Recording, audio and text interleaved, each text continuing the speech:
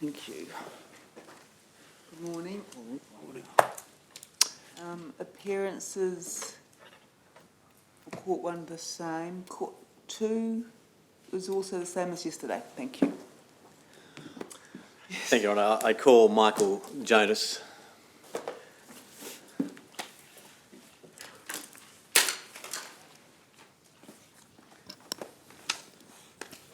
Mr. Jonas, do you solemnly and sincerely declare and affirm the evidence that you shall give be the truth, the whole truth, nothing but the truth is so? Please say, I do. I do. Thank you.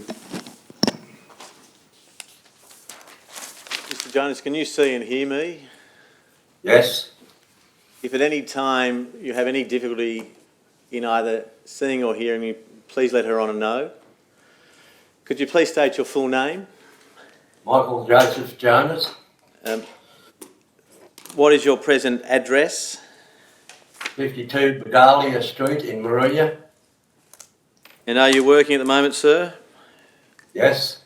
And what type of work are you doing at the moment? Meter reader. Sorry, I missed that. Say that one more time. Meter reader. Thank you. What was it? Meter reader. And for which utility company are you undertaking that for? Skill Tech. Could you just say it one more time slowly? We're just having a bit of trouble picking it up. Skill Tech. And what type of meters are you reading for them? Electricity. Thank you. Mr. Jonas, you prepared a statement in relation to this matter, did you not, on the 6th of May this year? Yes. Do you have a copy of that with you today? I do. Have you read it recently? Yes. Are there any matters that you would like to correct? No. Were you employed by Pinnacle Arbour Pro as a scoper some years ago? Yes. Can I take you to paragraph 3 of your statement? You say in paragraph 3 that your employment with Pinnacle Arbour Pro commenced about 2014 until the end of 2018. Could you be mistaken in relation to when you commenced with Pinnacle Arbour Pro? Yes, I could, but I couldn't be sure when it was. It's that long time ago. We heard some evidence yesterday from a Mr. Travis Wiper, who's the Managing Director of Pinnacle Arbour Pro, and he has annexed to his statement, and I can take you to it if need be, that your contract, that is your employment contract with Pinnacle Arbour Pro, commenced on the 27th of April 2016. Does that make sense to you? Yeah, that could be right, I'm not sure. Maybe for completeness, Your Honour, if Mr. Martin could bring up page 2738. It's volume 7 and it's annexure TW12 to Mr. Wiper's statement. I'll just bring that document up, Mr. Jonas, so that there's no lingering doubt in your mind as to when you commenced your employment with Pinnacle Arbour Pro. What was the page number? 2738. Do you see there, and if we could enlarge that for you, contract of employment, it bears Pinnacle Arbour Pro's branding, and it's between, if my instructing solicitor scrolls down, Pinnacle Arbour Pro Proprietary Limited, and do you see there your name, Mr. Jonas? Yes. And if we can just scroll down further, and you'll see towards the end of the document a contract commencement date of 27th April 2016. Do you see that? Yes. Right. In terms of when you may have finished up with Pinnacle Arbour Pro, you state in your statement that you may have ended that employment relationship towards the end of 2018. We heard from Mr. Wiper yesterday that your contract of employment with Pinnacle Arbour Pro ended on the 25th of April, that is Anzac Day, 2017. Does that ring a bell for you now, Mr. Jonas? No, I couldn't be sure. Looking backwards, does it sit comfortably with you now that you may have only been employed by Pinnacle Arbour Pro for approximately 1 year? Yeah, that could be to my... Yeah. Now, before you commenced your employment with Pinnacle Arbour Pro, had you worked for Sapphire Coast Tree Services? Yeah, that's correct. And are they an organisation based in Queanbeyan? Yeah, that's correct. And when did you first commence doing the best you can with Sapphire Coast Tree Services? Oh, I couldn't remember what dates it was. Well, about how many years do you think you may have worked for that organisation? Oh, it might have been 2 years. And we have, as part of Mr. Wiper's evidence, a curriculum vitae of yours, and that's found at page 2737, Your Honour, it's attachment TW 11. If that could be brought up, please, Mr. Martin.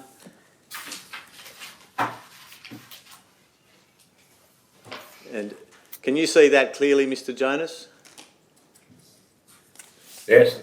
All right. If Mr. Martin could just scroll down towards the foot of the page to the heading, stop there, please. Do you see 2012 Sapphire Coast Tree Services there?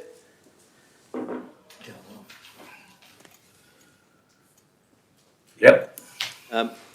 What was the role that you held whilst you were working for Sapphire Coast Tree Services? I was auditing power lines for the clearance of trees. Right.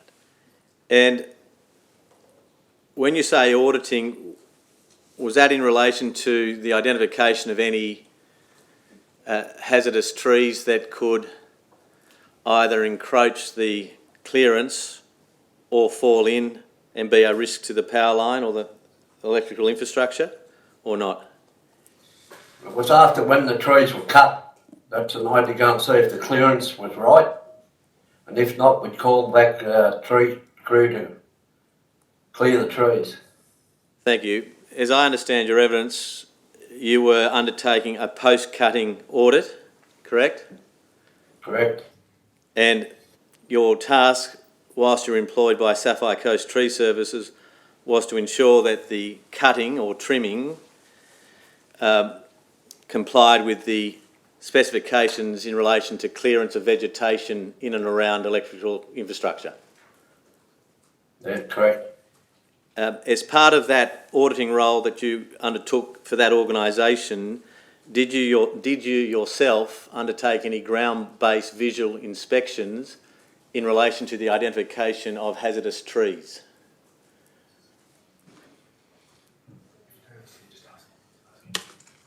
What was that again, please?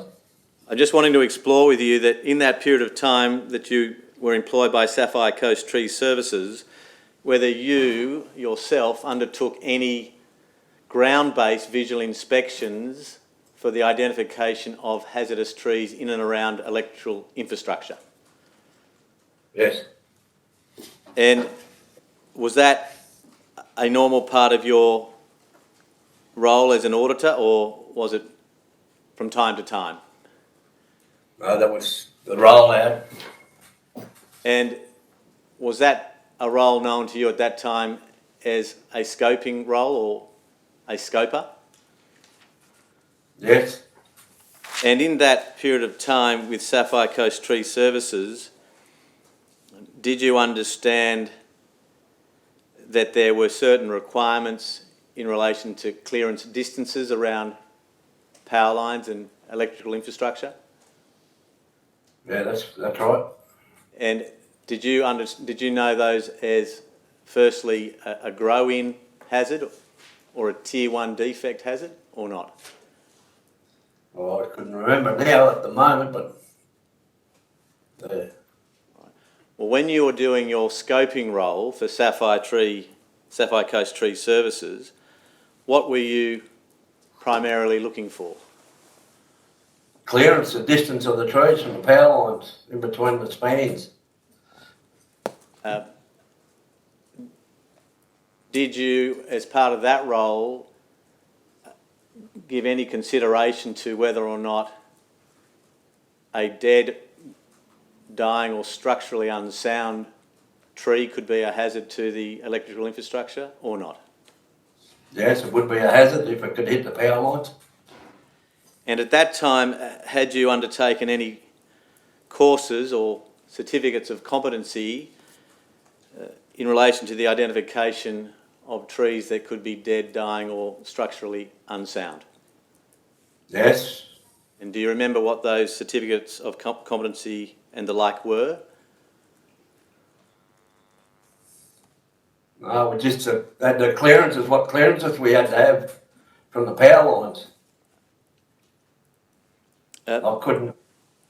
As part of that scoping role that you're undertaking, in percentage terms, how much of it was pre-trimming or pre-cutting? That is just looking for hazardous trees in relation to encroachments of clearances. The tree branches were close to the line or any, I forget what the clearances was, but they had to be cut to the distance. We may be at cross purposes, Mr. Jonas. I'm just wanting to get a feel for what percentage of your role related to post-cut audits as opposed to pre-cut audits, that is, a ground-based visual inspection of potential hazards in and around the infrastructure. Was it a large percentage, a small percentage? It'll be a large percentage, I think. All right, thank you. Now, as part of that role that you're undertaking for Sapphire Coast Tree Services, was that urban-based or rural-based or both? Was rural, most of it, and there was a part of suburbs. And when you were working for Sapphire Coast Tree Services, who were the electrical utility providers that they were contracting for? Essential Energy. And did you, as part of your role for Sapphire Coast Tree Services, have to scope power line easements? Yes. And did you scope power line easements before cutting or trimming was required? Yes, not very often, but sometimes when they trimmed them, I ordered them. Right. So when they approved them, you had to audit them. Yeah, that's correct. And when you were doing that scoping work for Sapphire Coast Tree Services, do you recall ever identifying a fall-in hazardous tree because it was dead or dying or structurally unsound in the vicinity of a power line easement? Yes. And was that power line easement, to your recollection, in a wooded or forested area? Yes. And doing your best you can today, where was that easement located that you recall identifying a fall-in hazardous tree? In Canberra, when I was in Canberra. And I take it, given your earlier evidence, that that was a rural area. That's correct. Did you finish up with Sapphire Coast Tree Services in 2012?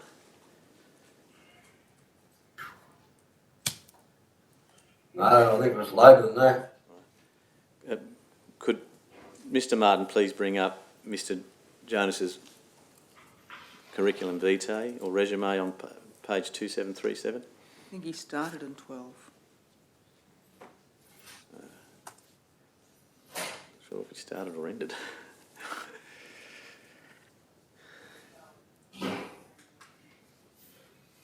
You see there 2012 next to Sapphire Coast Tree Services, Mr. Jonas? Yes, Was that the start date? that would have been the start date, I'd say.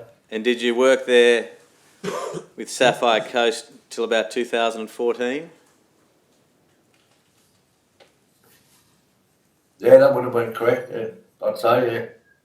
And I then, can't, looking at your resume, if you may, did you then commence in and around 2014 with ACT EW AGL?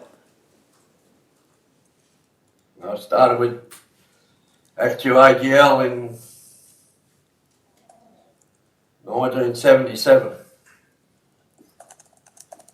And I probably finished in 2012. Thank you. And then did you recommence an employment relationship with Actu AGL in 2014, as you've stated on your resume? No, what 2014 I would have went with Arbor Pro. Well, you recall I took you to your employment contract earlier, and we established, I thought, did we not, that you commenced on the 27th of April 2016 with Pinnacle Arbo Pro? Yes. Right. Well, I want you to assume that the document that was on the screen a moment ago is a document that you provided to Pinnacle Arbo Pro in 2016 in support of an application for employment with Pinnacle Arbo Pro. Do you accept that? Yes. And that you, as part of that application for employment with Pinnacle Arbo Pro, submitted a resume stating that you worked for Actu AGL between 2014 and 2015. Do you agree with that? Yes. When you were with Actu AGL, what was the position that you held? I was scoping power lines in the suburbs. Did you do any scoping of power lines in rural areas? Yes. Was it primarily residential areas that you undertook your scoping? Yeah, mostly residential. And can you describe to Her Honour what you did as part of your scoping role with Actu AGL? The clearance of the power lines in backyards in the suburbs. As part of that role, were you required to scope in relation to dead, dying or structurally unsound trees that may be a fall-in hazard in respect of electrical infrastructure? Yes. As part of that role, were you required to do post-cut audits? Yes. Now, I just want to return to the commencement of your employment with Pinnacle Arbo Pro. As part of that employment, were you required to be authorised by Aspland, who Pinnacle Arbo Pro had a contract with, to undertake scoping activities? Yes. And were you also required to be authorised by Essential Energy to undertake scoping activities? That's correct.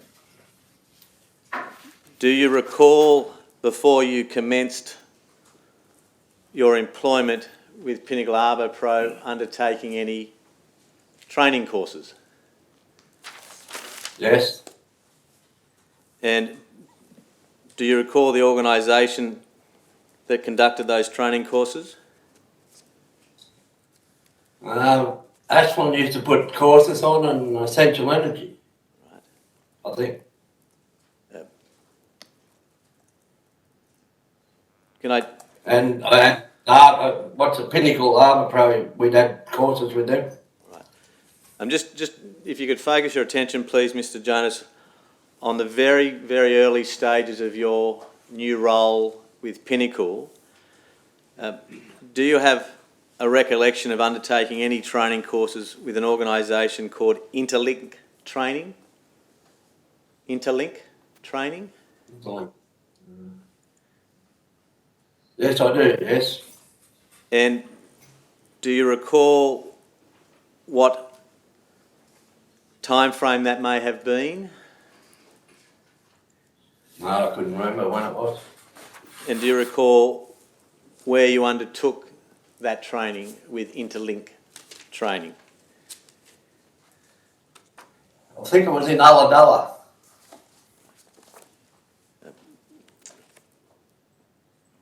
Could Mr Martin please bring up page 2736? When you say you were in Ulladulla, were you living in Ulladulla or was the course being held in Ulladulla? The course was held in Ulladulla. I think you remember. And Just stop there, not just take it off for a second. Mr Jonas, again, doing the best you can today, how long did the course go for? I think it was for 2 days.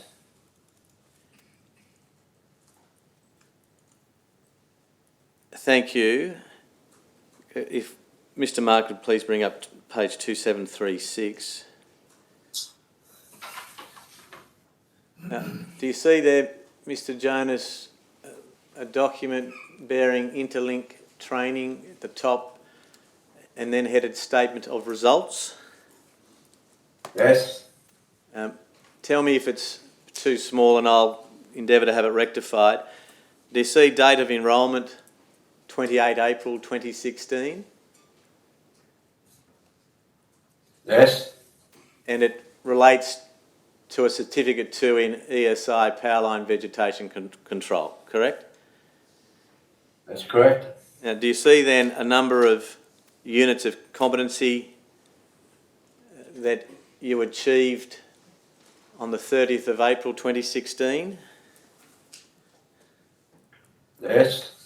Now, just please familiarise yourself with those units of competency.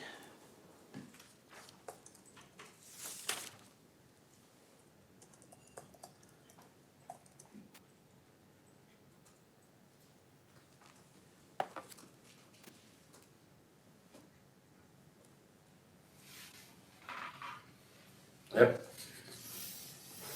Prior to the end of April 2016, had you undertaken these courses previously with another organisation, training organisation or company to which you were employed? No, to the company I was employed with, I think. I'm just wanting to know whether this was the first time that you undertook these units of competency or whether you had undertaken these types of courses before 28 April 2016. I can't recall. I can remember this, I think. The reason I'm asking you that question, Mr Jonas, is if you look in the results column on the right-hand side of the document, you see the initials CT in capitals, do you? Yes. And then when you scroll down, CT is defined as credit transfer. Oh, all right. Does that assist you in your recollection as to whether, as at 28 April 2016, you actually undertook these courses or whether, in fact, you received a credit having previously completed them elsewhere or not? We could, yeah, we might have done it with another company. I just can't recall. All right. Thank you, sir. Do you recall when you attended Ulladulla for 2 days what you actually did in that 2 days? Was there any assessments in relation to any training or education you'd received or not? Or you can't remember?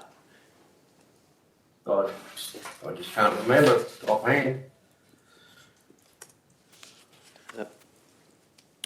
In the early weeks that you started with Pinnacle Arbo Pro, was there any induction program to your recollection? Or onboarding, it's sometimes referred to. Well, I'd say there would have been. I don't know. Don't know. Do you remember in those early weeks when you first started with Pinnacle being introduced to Mr. Travis Wiper, the Managing Director, or not? But yeah, I think I can remember, yeah. Do you have any memory of spending a couple of days or a few days with him in the early part of your employment as part of some mentoring or induction, or not? Yes. Yeah. And what's your recollection as to what you did with Mr. Wiper as part of that induction or mentoring process? He was just instructing us what had to be done. And For the job. what instruction, if any, did you receive in relation to the identification of grow-in or Tier 1 defects? He just explained all the experience, all the clearances and and all that had to be done. Yeah. Doing your best you can today, what is your understanding of what instruction you received in relation to what a Tier 1 defect is?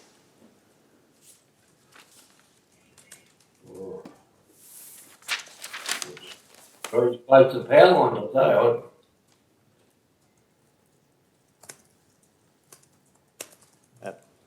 Do you have a recollection today as to what was required by Pinnacle in relation to the identification of a Tier 1 defect or not? No, not really. Are you familiar with the term Tier 1? No, not really, no. Again, doing the best you can today, Mr. Jonas, what were you told by Pinnacle that you were to undertake in your role as a scoper? Clearance of trees, dangerous trees. And what instruction, direction or training did you receive from Pinnacle in relation to what is a dangerous tree? Oh,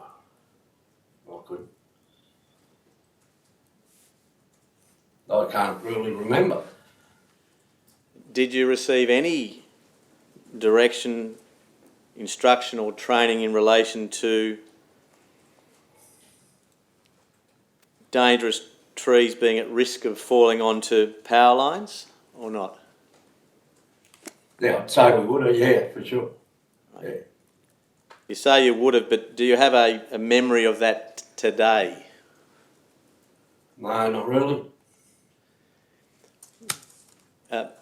In the early weeks that you commenced your employment with Pinnacle Arbo Pro, did you spend a period of approximately 2 weeks with Roger Ube, UEBE, as part of an induction or mentoring process? Yeah, I can remember Roger being with us for a little while, yes. And what do you remember about Roger and that induction or mentoring process in those early weeks? Yeah, he showed us what, drove around with us and told us what we had to do and all the clearances and the dangerous trees, yeah.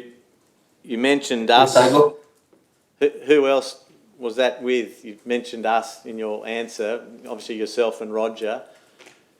yeah, Anyone else as part of that process? I think it was only me and Roger.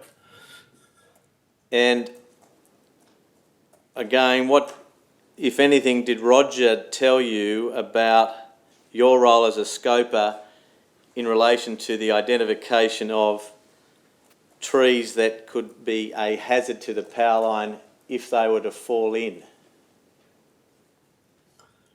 You know, it's that dangerous tree, like you could see trees that are leaning towards the power lines, you could see that they needed cutting or anything close to power lines.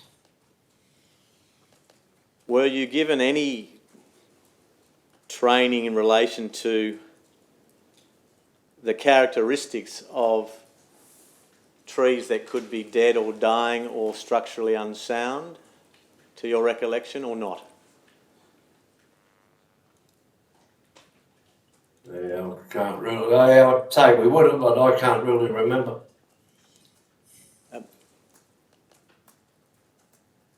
Could you just explain to Her Honour, please, how you would go about your general scoping activities in relation to a power line easement in a rural area after you commenced your employment with Pinnacle Arbo Pro? We'd start the day off, we'd go out to where we had to go. We'd go from span to span, identifying trees that were close to the power lines, overhanging power lines, and trees leaning towards power lines that needed to be cut. And we'd put it all on an iPad and then go from there, send it all back to the office. As part of that scoping activity, were you looking for potential hazardous trees that could fall in because they may be dead or dying, or not? Yes. And what sort of characteristics would you be looking for to put you on notice that a tree may be firstly dead? Well, you could see that the tree was dead, and then you'd see if the branches, you'd check the tree out to see if the branches could fall or the tree could fall over, and you'd have it removed. And how would you undertake that exercise, Mr. Jonas? Well, we'd pass it on to our office, or we'd fill out a form to say that it needed removed safely. If you had identified a dead tree that may potentially be a hazardous tree if it was to fall in, would you undertake a 360-degree inspection of the tree or not? Yes. Yes. And if that meant you would need to walk in to the forest, you would do that, would you not? Yes, we'd walk most of the time. And in relation to the identification of dying trees, what types of attributes would you be on the lookout for to put you on notice that a tree might be dying? Well, you could see that it was dying or not. How? Like with the leaves all dying on it or going brown and no bark on the trees. And if you had any concerns in relation to a dying tree posing a potential hazard to the power lines, what, if anything, would you do in respect of that tree at that time? Well, we'd pass it on back to our office, and then they'd get someone to come and look after it or to remove it. What was the system in place when you commenced with Pinnacle in relation to the documentation of hazardous trees? Well, so inside the clearance, we just fill out a form or overhanging the trees, overhanging the power lines. We'd fill out a form to get the power turned off, to remove the tree or the branches. And if it was a tree that was outside the clearance zone, but was a risk of falling for whatever reason, whether it's because it was dead, dying or structurally unsound, what was the system in that year that you were employed with Pinnacle to have something done about the tree if you thought it was a potential hazard? Then we'd pass it on to, and then we'd get the tree cutter. Then they'd pass it on to the tree cutters to come and remove it. How would it be recorded by you in Pinnacle's systems? It'd be an iPad, and then we'd just download it back to the office. Do you recall, Mr.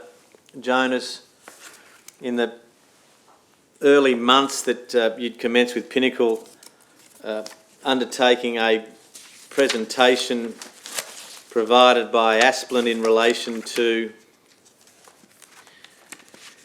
scoping duties? No. You can't remember? No. Do you ever remember attending a scoping brief with other employees of Pinnacle such as Lucas Smith, Colleen Smithers, Stuart Donnellan, Travis Joyner and Roger Eube? Yeah, I can remember, yeah. And would that have taken place, do you think, maybe 5 or so months after you'd commenced your work with Pinnacle? No, Perhaps I couldn't tell you. All right.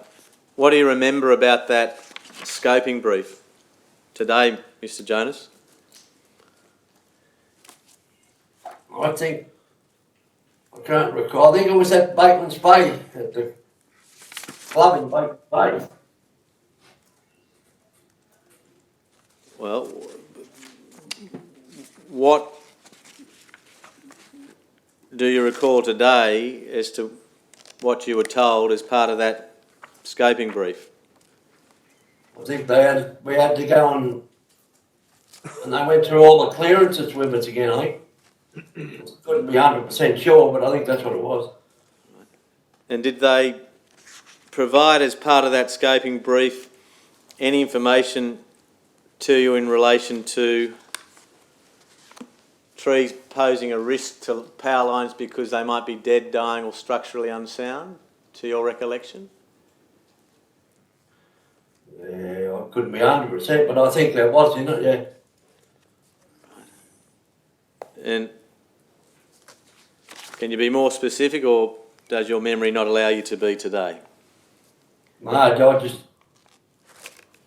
can't remember really.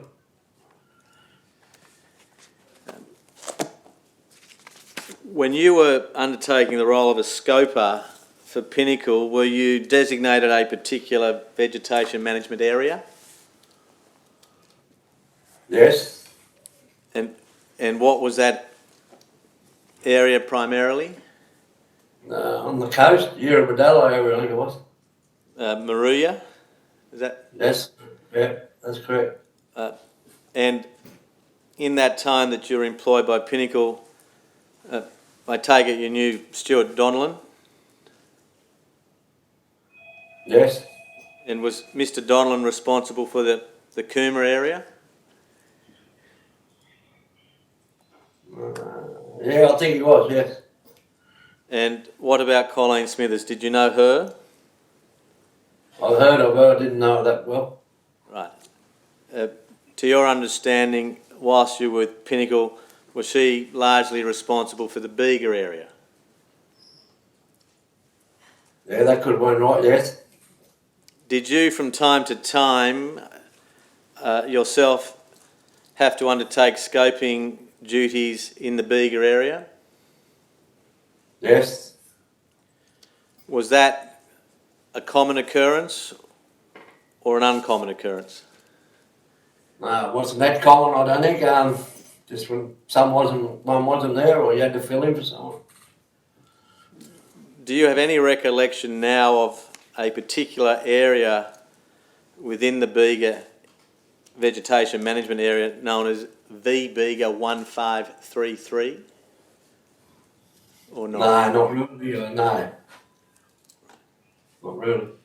Do you have any recollection today of undertaking a scoping job for Pinnacle in a power line easement in the Bega area that runs towards a road known as Reedy Swamp Road?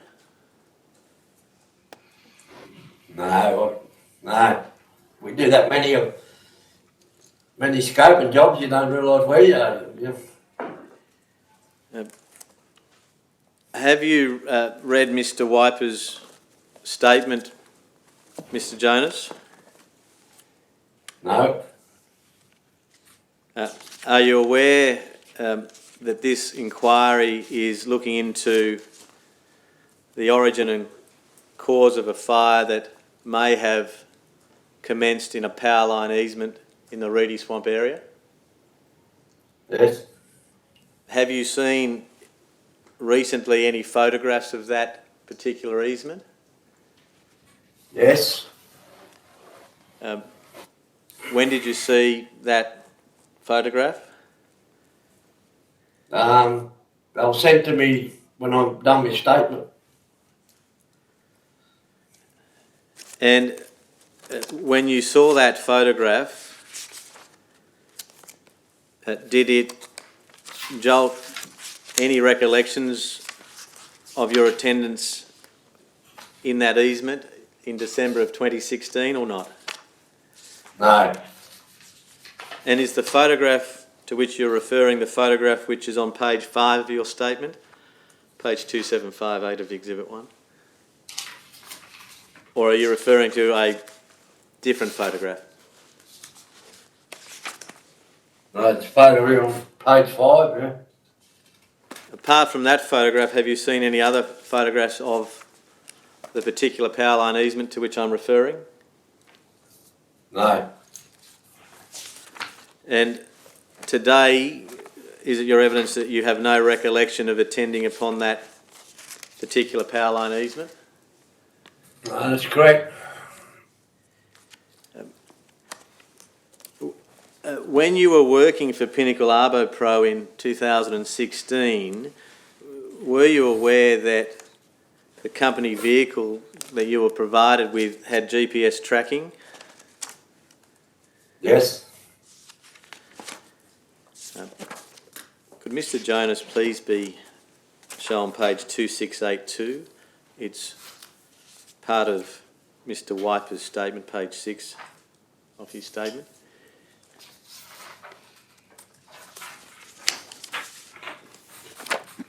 Mr. Jonas, Mr. Wiper has given evidence that on the 12th of December 2016 that you attended upon the particular power line easement between 6:49 a.m.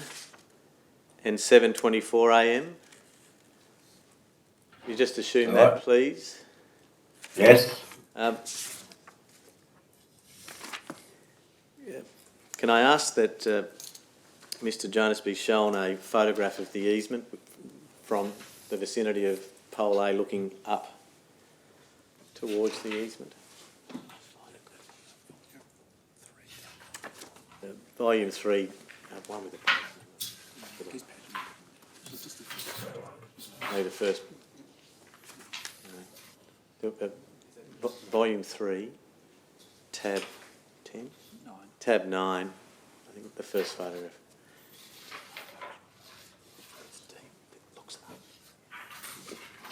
Pardon me a moment, please, Mr. Jonas. Just trying to bring up a photograph for you.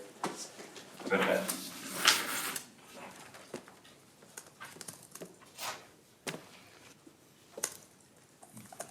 We'll just scroll, have that.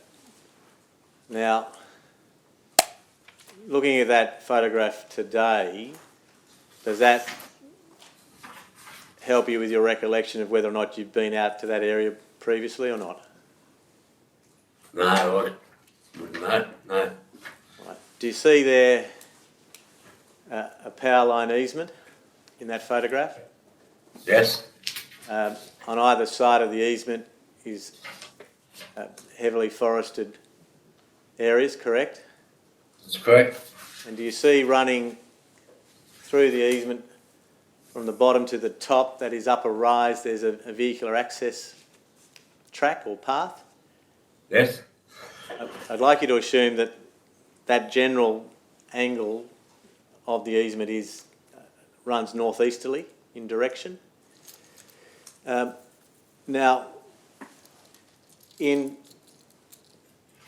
6 months into your, or thereabouts, withdraw that, I want you to ask you some questions about your practice, what your usual practice was perhaps 8 months after you commenced with Pinnacle Arbour Pro, so that period of time, December 2016. What was your usual practice as to how you would scope an area such as what you just saw in that photograph a moment ago? How would you go about your job, and what would you do? we'd probably drive to the middle of the span there and then walk back each way between the poles and just check what needed cutting and what didn't need cutting. Right. Now, I want you to assume that in relation to this particular power line easement, it's around about 600 metres in length from the bottom to the top, and that on the day that you were there, 12 December 2016, you stopped the vehicle you're in on 5 occasions, and if my solicitor could please bring up again page 2682.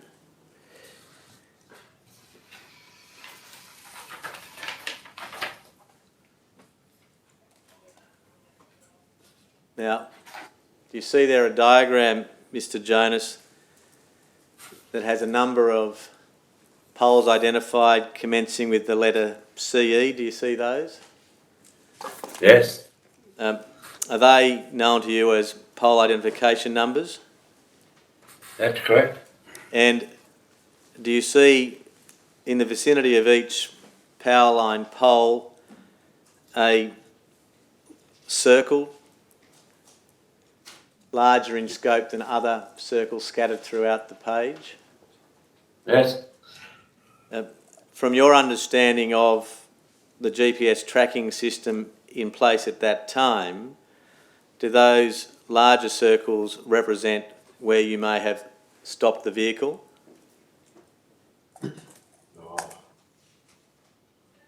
I couldn't, yeah, I don't know.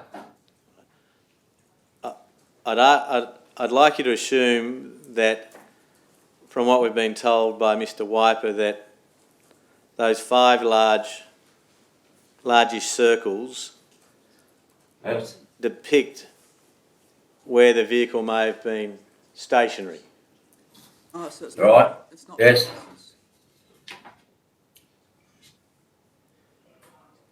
It's the circles. Now, if you were in that easement, or circles or clusters, hard to describe. Your Honour, Mr. Wiper refers to orange dots, I think, but we don't unfortunately have. Poles, I don't know if it marks where the car was. We don't have a colour version.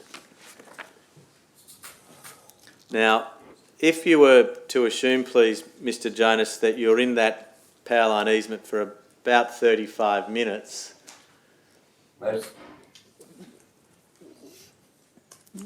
what's your recollection today as to what you may have done in relation to your scoping activities on that day in December of 2016?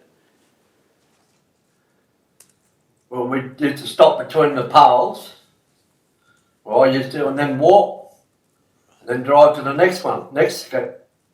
So I'll just break it down if I may. You drive the vehicle to a position in the spans, correct? That's correct. You'd get out of the vehicle, correct? correct?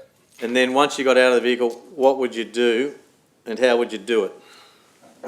We'd walk with our iPad and we'd mark down where the trees needed cutting or not, and then when we finish that span, get the vehicle and drive to the next span and do the same thing. And Keep going.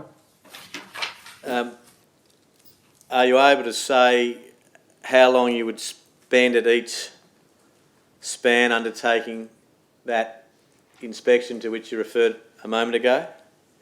It all depends how much vegetation we had to have to be cut to put in the iPad. Right.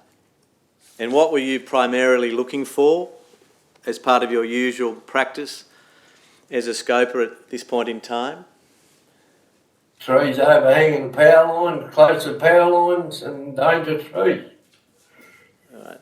And in relation to dangerous trees, what in particular, as part of your usual practice at this time, were you looking for?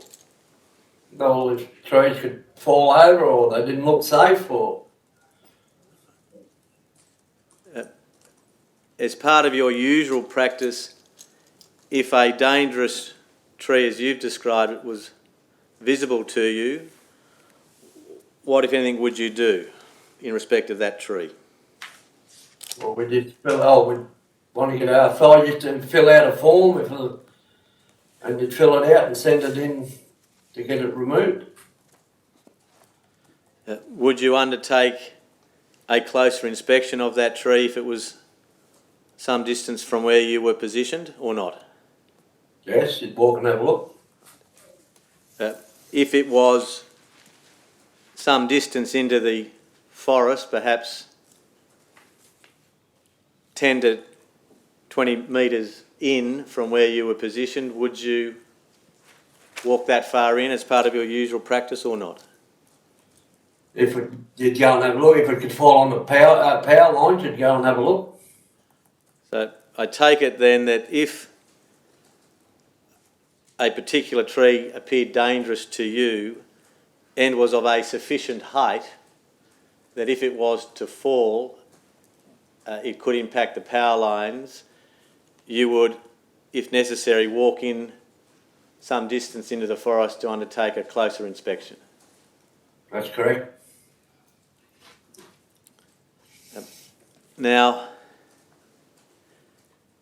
as part of your usual practice in December of 2016, what types of things were you looking out for to put you on notice that a tree may be a dangerous tree as you've described it?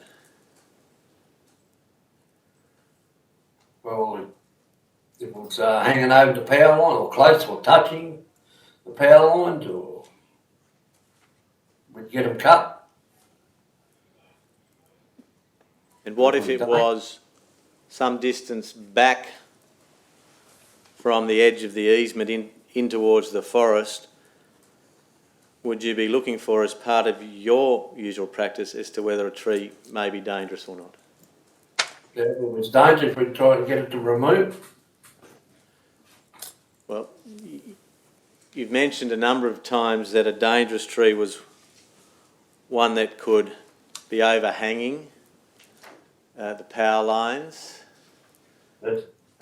Can you describe other types of trees that may appear to you or had appeared to you at that time as part of your usual practice as presenting as a danger to the power lines?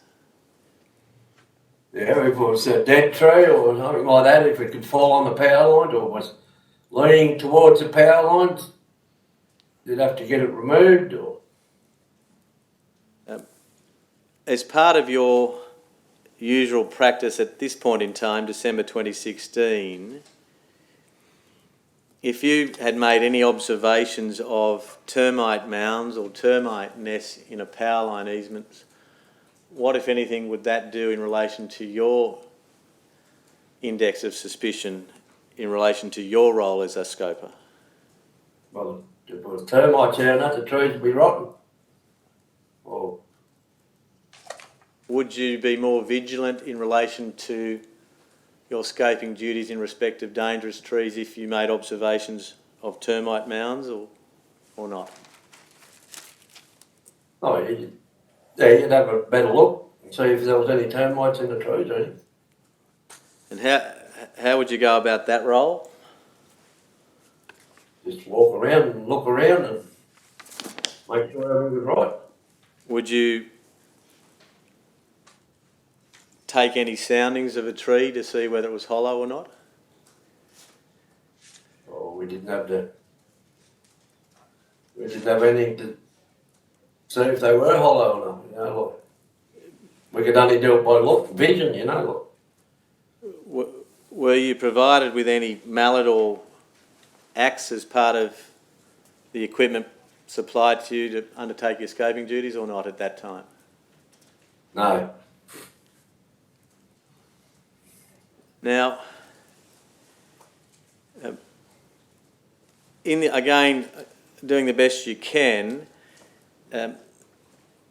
whilst you're an employee of Pinnacle, to your understanding or knowledge, was there any audit process in relation to the scoping activities that you undertook for Pinnacle? Yeah, we'd get ordered. And how, to your understanding, did that occur? Well, they just used to come and check our work, what we were doing. Who would do that, to your knowledge? My knowledge, I think Roger used to do it. And do you know how often he would undertake an audit of your scoping work? No, I couldn't tell you. Was it a random or a spot audit, to your understanding, or not? I'd be random audits on it. And were any issues raised with you throughout your employment with Pinnacle in relation to the scoping work you were doing as a result of an audit? No, not to my knowledge, no. Not at all, Mr. Jonas?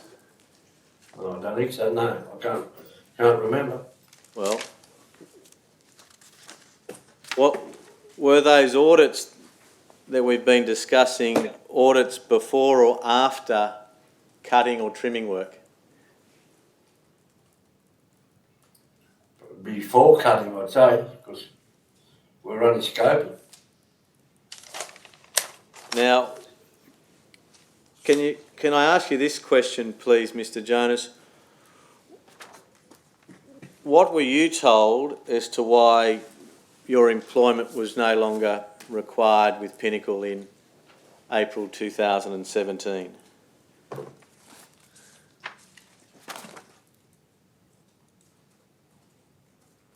Because a couple of auditing problems.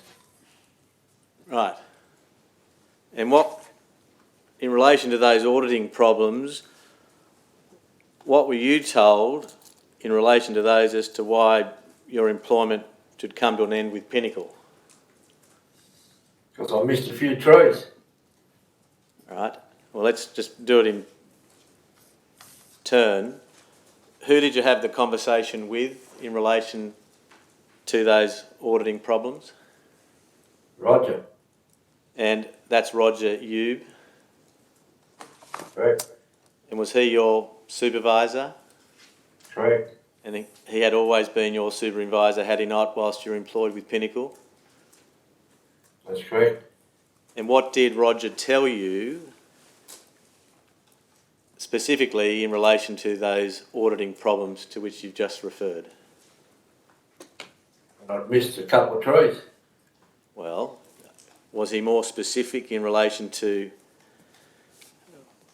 what he meant by you, quote, missing a couple of trees, close quotes? No, not that I can remember.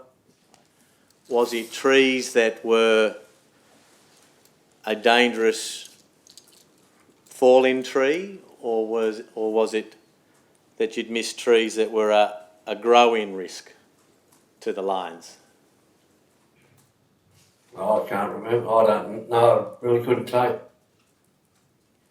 And do you know what area these auditing problems arose in?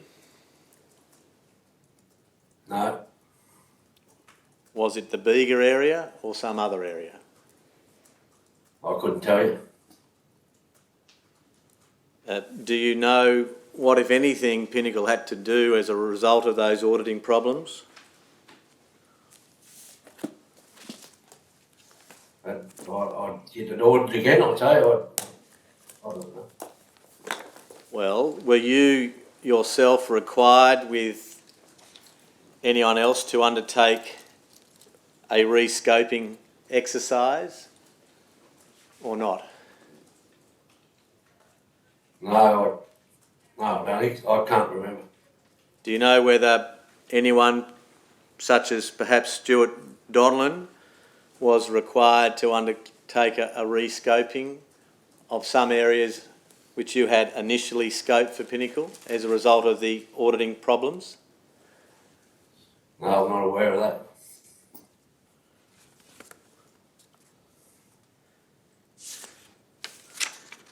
Now, you've mentioned as part of your usual practice that you would use an iPad. Do you recall mentioning that? Yes?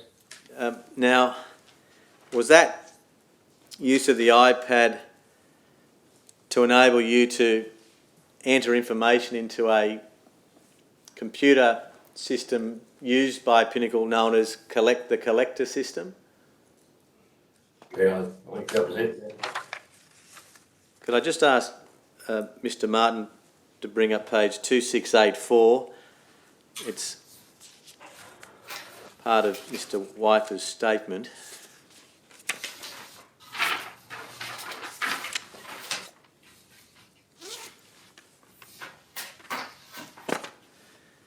Now, it's hard to read, and I apologise for that, Mr. Jonas, but do you see in the top right-hand corner, there appears to be a drop-down menu, it says 1 of 4, and then it's got the top stacked outside corridor. Do you see that? We'll try and make it clearer for you. Yeah, we'll tell you that. Now, is that part of the collector system that we're looking at, that stacked outside corridor, or is that a different system? No, that'd be the same one. And what do the words stacked outside corridor mean to you today? The branches. Well, can you elaborate, please? Well, the trees that were cut, So, I'd stack them in a pile. You couldn't get a chipper in there to chip it. all right. Well, if we look at the document, it appears to be created on the 12th of December 2016 at 7:24 in the morning. Do you agree with that? No. What? Slightly Yep. down, you'll see the cursor there. Yep. Now, do you understand that, given your experience with the particular system we're discussing, that the entry we're looking at was created on the 12th of December at 7:24 a.m. or not? That's correct. Yeah, that's correct. And are you saying that by reference to the word stacked outside corridor, that on that particular day there may have been cut timber outside the corridor, stacked? No, when they cut it, they stack it outside. Can I, Outside the easement. can I clarify something? Wasn't the 12th of December the day the power was cut so that there could be work done on the easement? And that's not my understanding. Right, so it's not the date. The 12th of December is the day, as the evidence suggests, that Mr. Jonas undertook his scoping activities pre-cut as part of the initial cut, which is the contract that Asplin had with Essential Energy.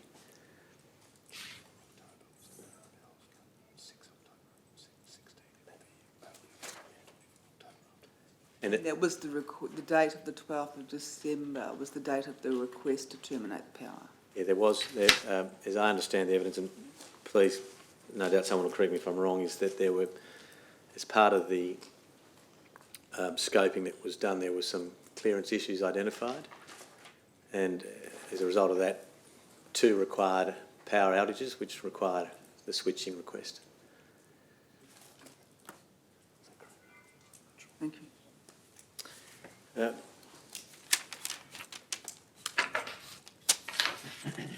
Mr. Jonas, just returning, if I may, to the document, does that suggest to you that when you were, if we assume that you created this document on the 12th of December in respect of the power line easement, that there would have been cutting work already done? Oh, I couldn't remember that. Okay. All right. Now,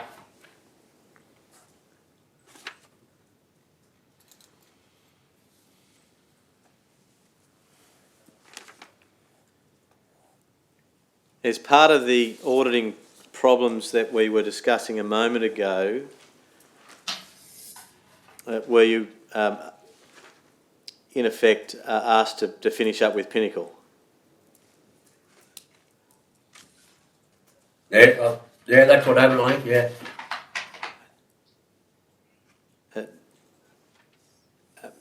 After that time, did you continue to work as a scoper for any other organisations or not? No,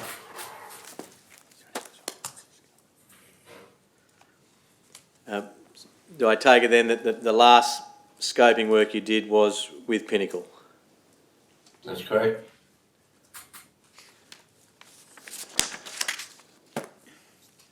As part of your training as a scoper, and I'm not limiting this question, Mr. Jonas, to whilst you were with Pinnacle, but in any other roles that you held with other scoping organisations, did you ever receive specific training in relation to visual tree assessment? No, Did you ever receive any training in relation to tree risk assessment or not? no, not that I can recall.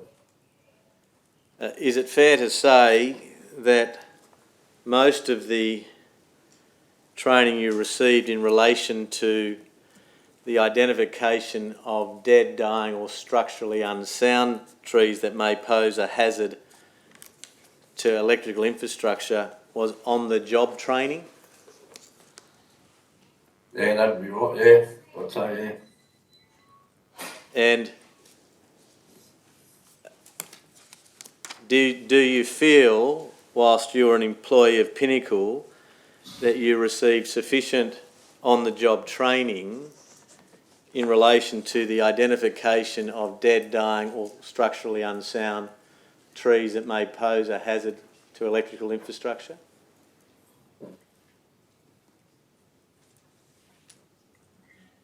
Yeah, I think so. I think so. Well, you think so. Why do you say that? No, I couldn't be sure, you know. I don't wish to put you in an uncomfortable position, Mr. Jonas, but I'm just trying to understand whether you feel that you got sufficient on-the-job training to identify dead, dying or structurally unsound trees that may pose a hazard to electrical infrastructure. Yes, Yes, you do feel you've got sufficient on-the-job training? Or not? yes. Yeah, I think, yes. And then finally, tell us what it was.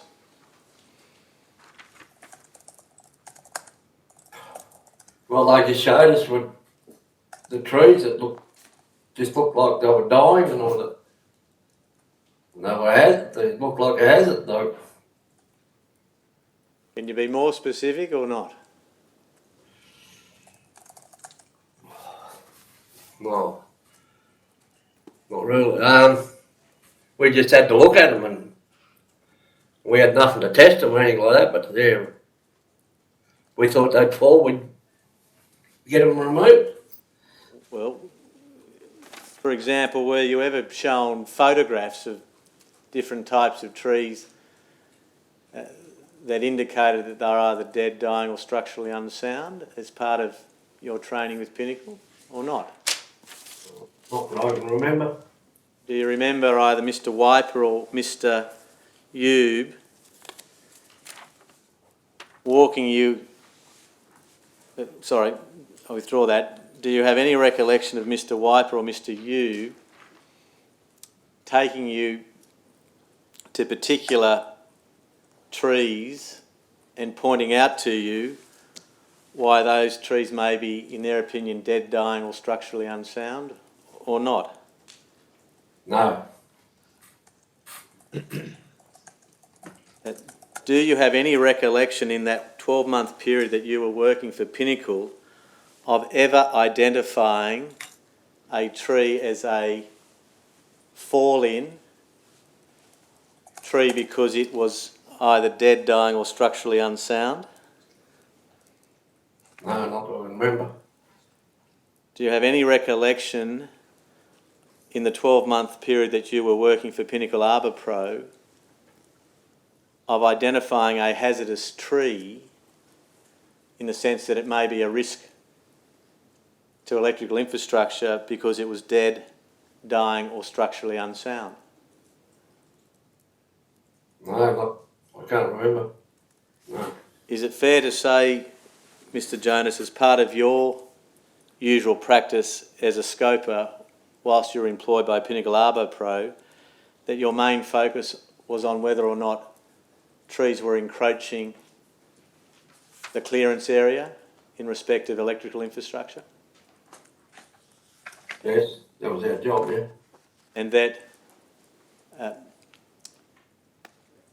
there was little attention by you as part of your usual practice in relation to those hazardous trees that may be dead, dying or structurally unsound should they fall into the power lines? Do you agree with that proposition or not? No, I can't remember.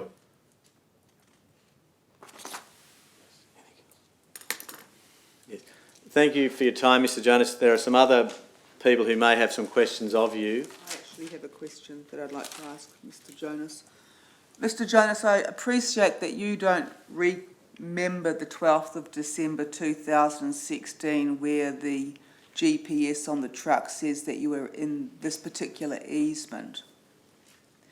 But given that you have apparently written on the iPad that the cutting was stacked in the corridor, but you've also taken a photograph of above the power lines showing an overhang. I'm interested in whether your attendance at the easement was to see if the cutters had correctly performed their task or whether you were there to actually carry out scoping work. Did you ever carry out a task when you were employed with Pinnacle checking on cutting work? No, I don't. All right. So what would be the purpose in recording on your iPad that the cutting was stacked in the corridor? I wouldn't remember why. And if cutting had been carried out 2 months prior to your inspection in December, would it surprise you to have seen the overhang of the branches that you took a photograph of? Yes. Yeah, I'd say so, yeah. You said that Mr. Yubi told you that they were letting you go from your employment because you'd missed a few trees. That's correct. Did he ever have give you the explanation for the termination of your employment that there was an issue with you identifying what equipment the cutters were needing to carry out their task after you had scoped that a tree needed to be trimmed or removed? No, I can't remember that. So your recollection is it's not a question of your ordering the wrong equipment, but that you missed a few trees. That's correct. Thank you. Mr. Cheney? So was there an occasion where you ordered that an elevated work platform was necessary for the purpose of doing some cutting work, and it was later discovered by those who were sent there to do it that they couldn't get the EWP into position? There were access problems?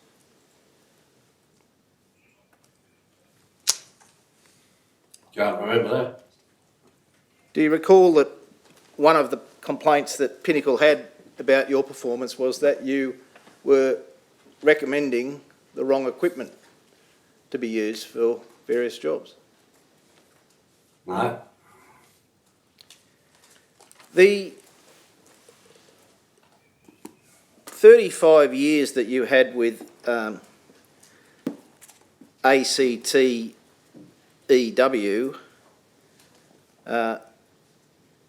involved scoping work, did it? Yeah, that's correct. ACTEW is otherwise known as ACT Electrical and Water, is that right? Correct. And that's a public utility operated by the Australian Capital Territory Government? Yep. Was there on-the-job training in scoping work for you in that role? Yes. Did the ACT government arrange for you to do various courses in hazard tree identification in the 35 years you were working there? No, I can remember like a fair while ago.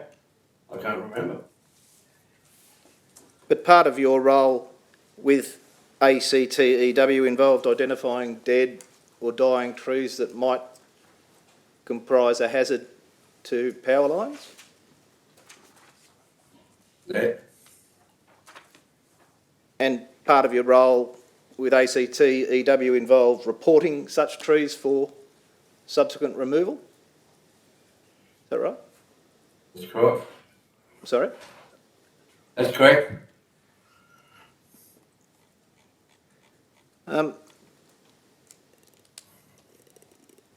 We've been taken to your photograph, or the photograph that is included in your statement, at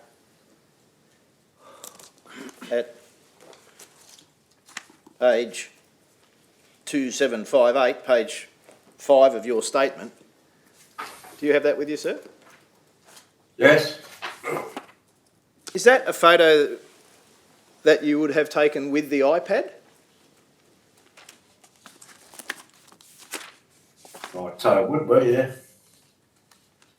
You said earlier that you used the iPad to, among other things, complete a report of any dangerous trees that you had identified as necessary for removal. Recall saying that earlier, or something to that effect? Yep. Yes. Was it the practice to include with the report any photos that you may have taken of a dangerous tree that you had identified as necessary for removal? We used to take photos there.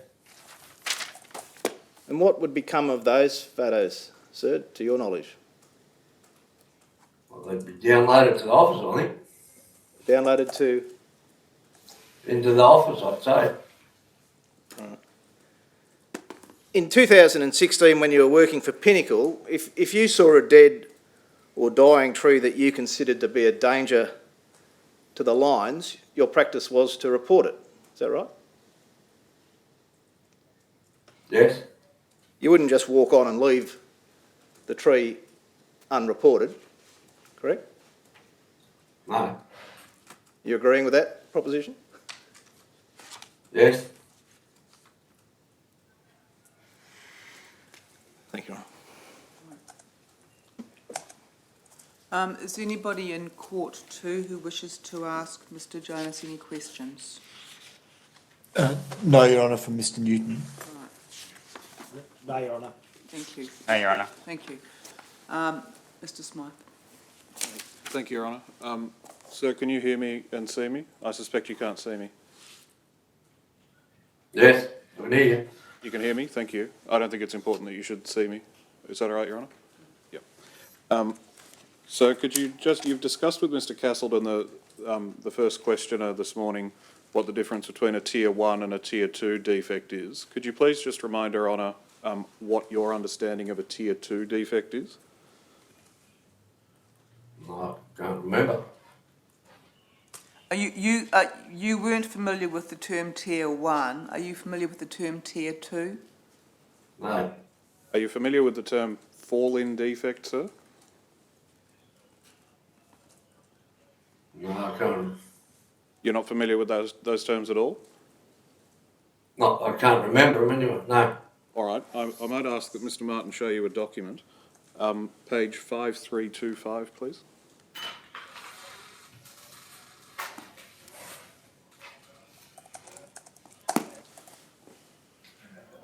This is the common requirement document, Your Honour. Yes. Sir, can you see what's on your screen clearly enough to read the text? Yes. Have you seen this document before? Oh. I might have. I can't recall. You can't recall seeing this document before? I might have. All right. Could you just take a minute just to read to yourself, please, the text that I think will be at the top of your screen? Dead dying was. No, sorry, it's all right. Just read it to yourself. We're All right. familiar with it.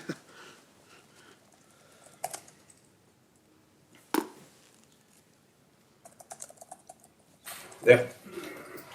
You've had a chance to read that? Yes. So you'll agree with me that an important criterion there for Tier 2 is structurally unsound vegetation? Yeah, that's what I said, yes. Yes, thank you. From your own knowledge, can you give Her Honour an indication of what you understand is meant by the term structurally unsound? Been a dead tree where the branches have fallen on. Well, Then go in contact with the power line, don't we?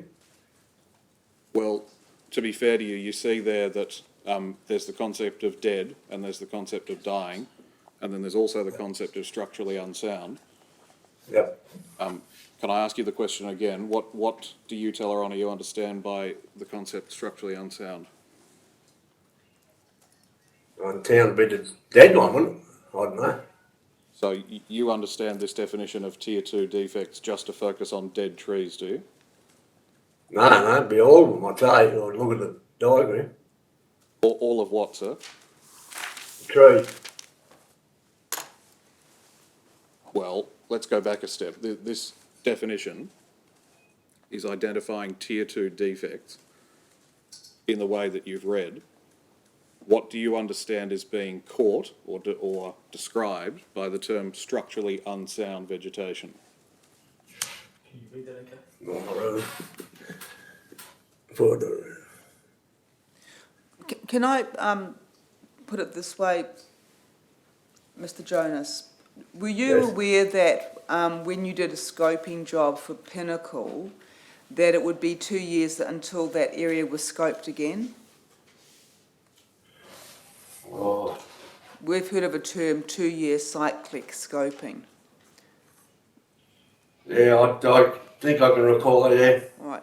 So when you went to an easement such as this, did you have in mind that it would be once you'd done your scope, that it would be a scope that had to make sure that whatever was happening in the next 2 years was the time to be captured, because it would be another 2 years before somebody would see it?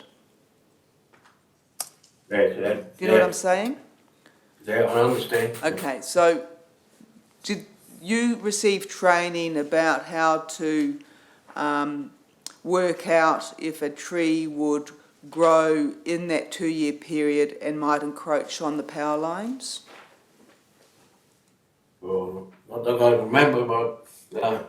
Okay, were you taught about whether you saw a tree that didn't look in particularly good shape might be dead within a year or so?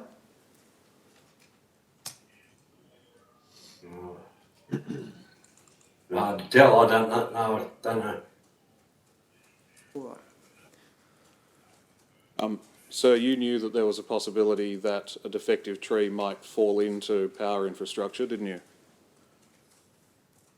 Yes, And you'd agree with me that the reason that you were being asked to identify dead, dying or structurally defective vegetation was to address the risk that that kind of vegetation might accidentally contact lines or power infrastructure. yes, And you'd agree with me that it was important to understand what the distance between a dead, dying or structurally unsound tree was, what the distance between that and power infrastructure was. yeah, Because you'd be concerned to find out whether a particular piece of vegetation was close enough to a piece of power infrastructure that if it fell, contact would be made. Would you agree? that's correct, yeah. So that was something that you would have had front of mind when you were looking for dead, dying or structurally unsound vegetation. Yep. So do you know what rangefinder binoculars are?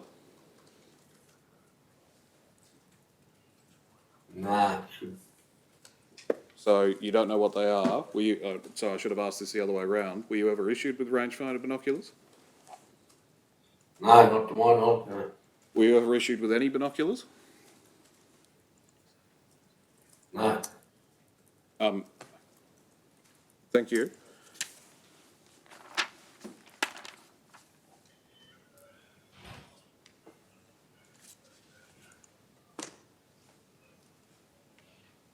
So you told Mr. Castleton, the first questioner earlier, according to my note, that your usual practice would be to drive to the middle of a span and then see what needed cutting and what didn't, and then drive to the next span. Do you recall saying that?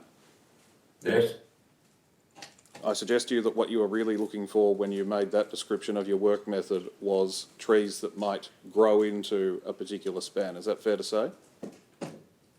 yes, And I suggest to you that you were not really focusing on trees that might fall into the span as opposed to grow into it. yes, And so primarily you were looking for things that might grow rather than things that were already dead, dying or defective. Is that fair to say? yes, Thank you. Can I ask you some questions about your level of knowledge of structural unsoundness? We've heard the term stag-headed used in relation to trees. What does that mean? I couldn't remember. Yesterday, sorry, you can't remember or you don't know? I don't know. Thank you. We heard Mr. Wiper, your former employer, yesterday make reference to a tree heaving in soil profile. What does that mean? Don't know. So what's an epicormic shoot? A branch that grows out off a tree where it's been cut, like, It grows up in what, sorry? where it's been cut before. Where it's been cut before, thank you.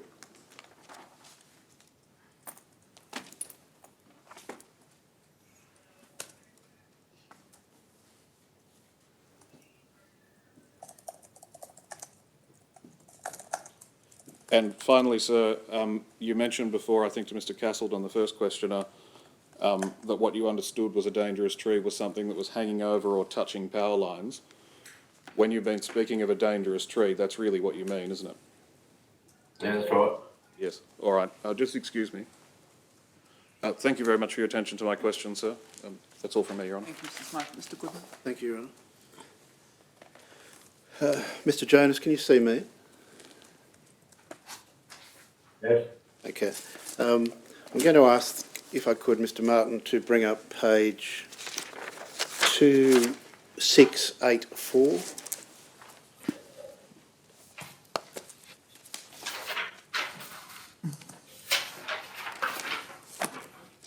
Mr. Jonas, can you see that page?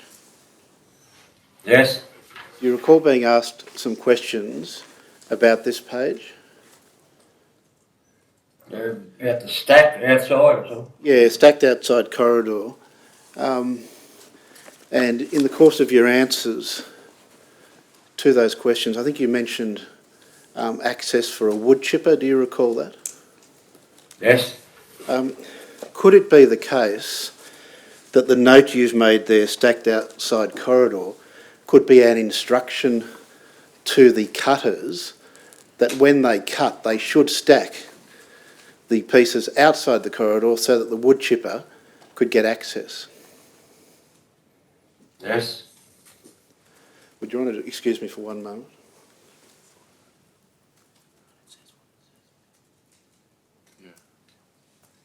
No further questions, thank you. Mr Castleton, anything arising? arising, thank you. All right. Thank you, Mr Jonas. That completes your evidence. You're now excused. Thank you for your time. Thank you. We'll adjourn for half an hour because the courtroom has to be wiped down. I understand there's going to be a swap of the guards. Thank you. Change the guards.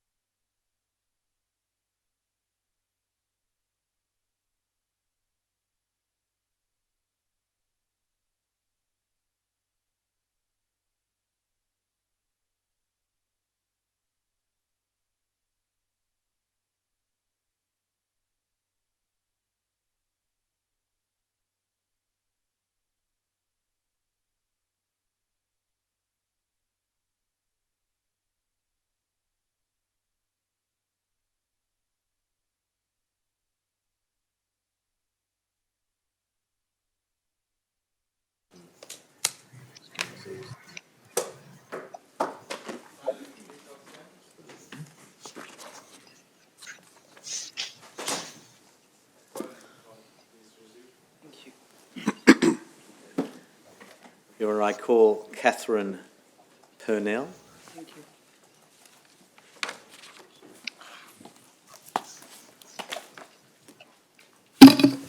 you. Miss Purnell, do you solemnly and sincerely declare and affirm the evidence that you shall give with the truth, the whole truth, nothing but the truth? If so, please say I do. I do.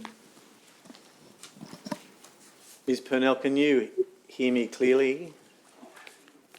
Yes, I can. Can you see me as well? Yes. Thank you. If for any reason you have difficulties hearing or seeing me, please let Her Honour know. Okay. Would you kindly state your full name? My name's Catherine Louise Purnell Vanderhout. Thank you. And what's your present address? 183 Reedy Swamp Road, Tarraganda. Thank you. And are you working at the moment? No. You've provided a statement in relation to this inquiry, have you not? Yes. And your statement's dated 31 July 2020, correct? Correct. Do you have a copy of that statement with you today? Yes, I do. Have you read it recently? Yes. Are there any matters that you wish to correct? No. I tender that statement, Your Honour. We're up to 16.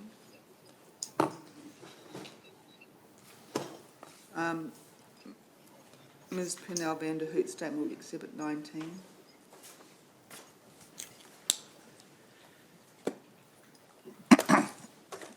Do you prefer Ms Purnell or Ms Vanderhout? Purnell, thank you. In 2018, were you known generally as Catherine Purnell or Catherine Vanderhout? Catherine Vanderhout. And prior to March of 2018, were you in a relationship with Warren Purnell? Yes, I was. And at that time, how long had you been in a relationship with Warren? Roughly 3 years. And subsequent to March of 2018, did you marry? We did, yes. And when was that? Good question. We got married in April the 27th All right, of last year. 2019. Sorry to put Yes. you on the spot. I'll be in trouble. Yeah, Hopefully he's not listening. not as much as he would have been. Now, you've provided a 5-page statement, which is now Exhibit 19 in this inquiry, Ms Purnell, and you've set out there what occurred in relation to your activities as a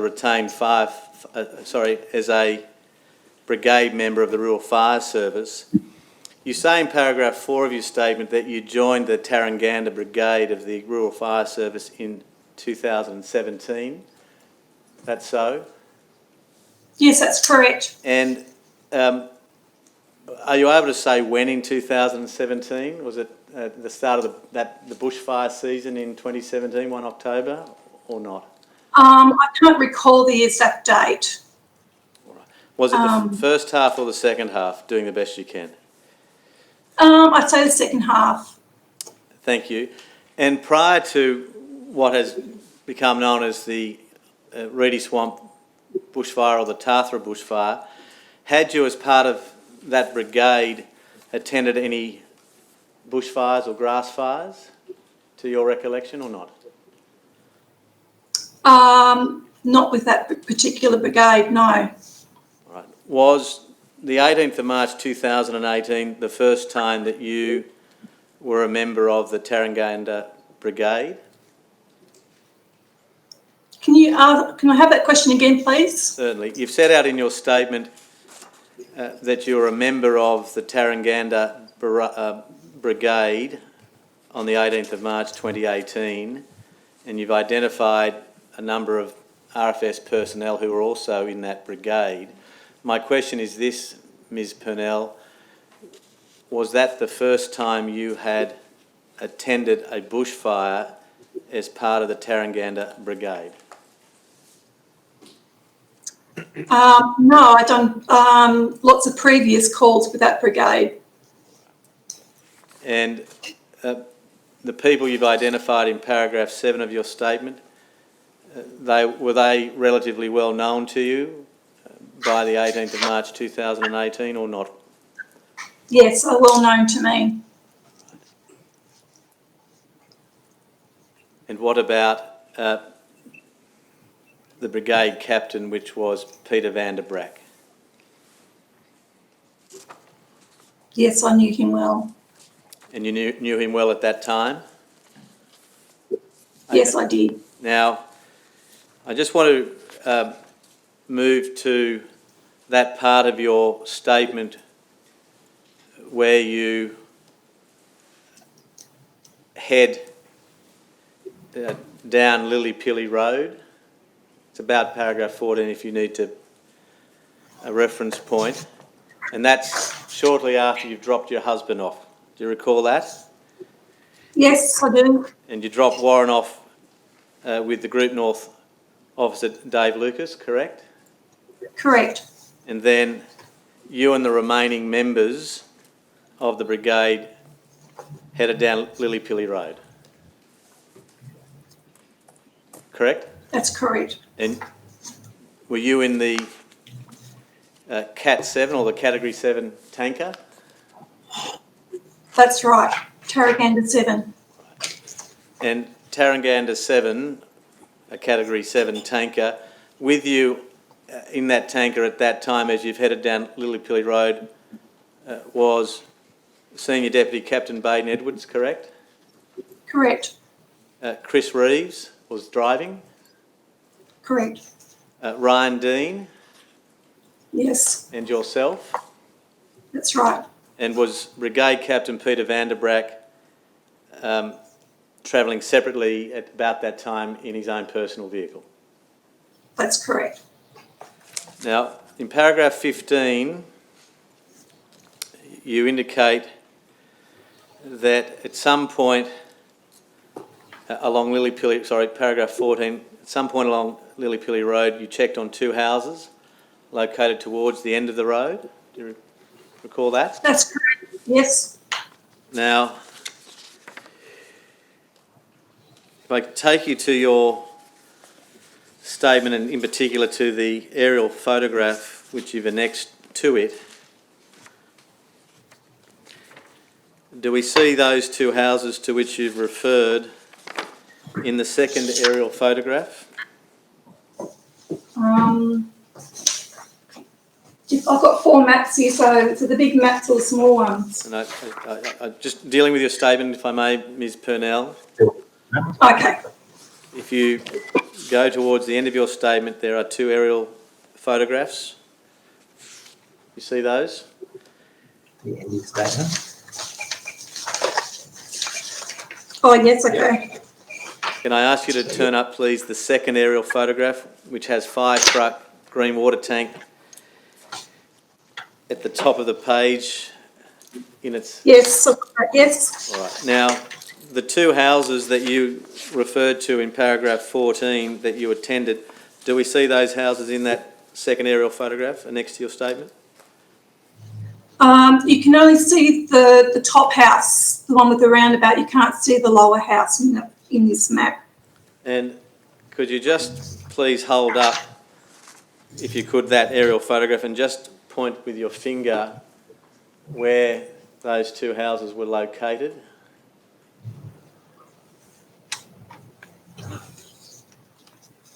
Yeah, that's it, just hold it still. Thank you. Now,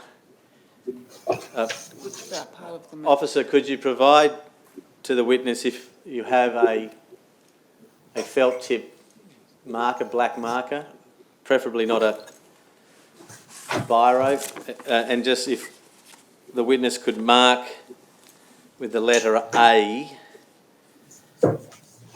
on her aerial photograph next to her statement where those two houses were located, which are referred to in paragraph 14?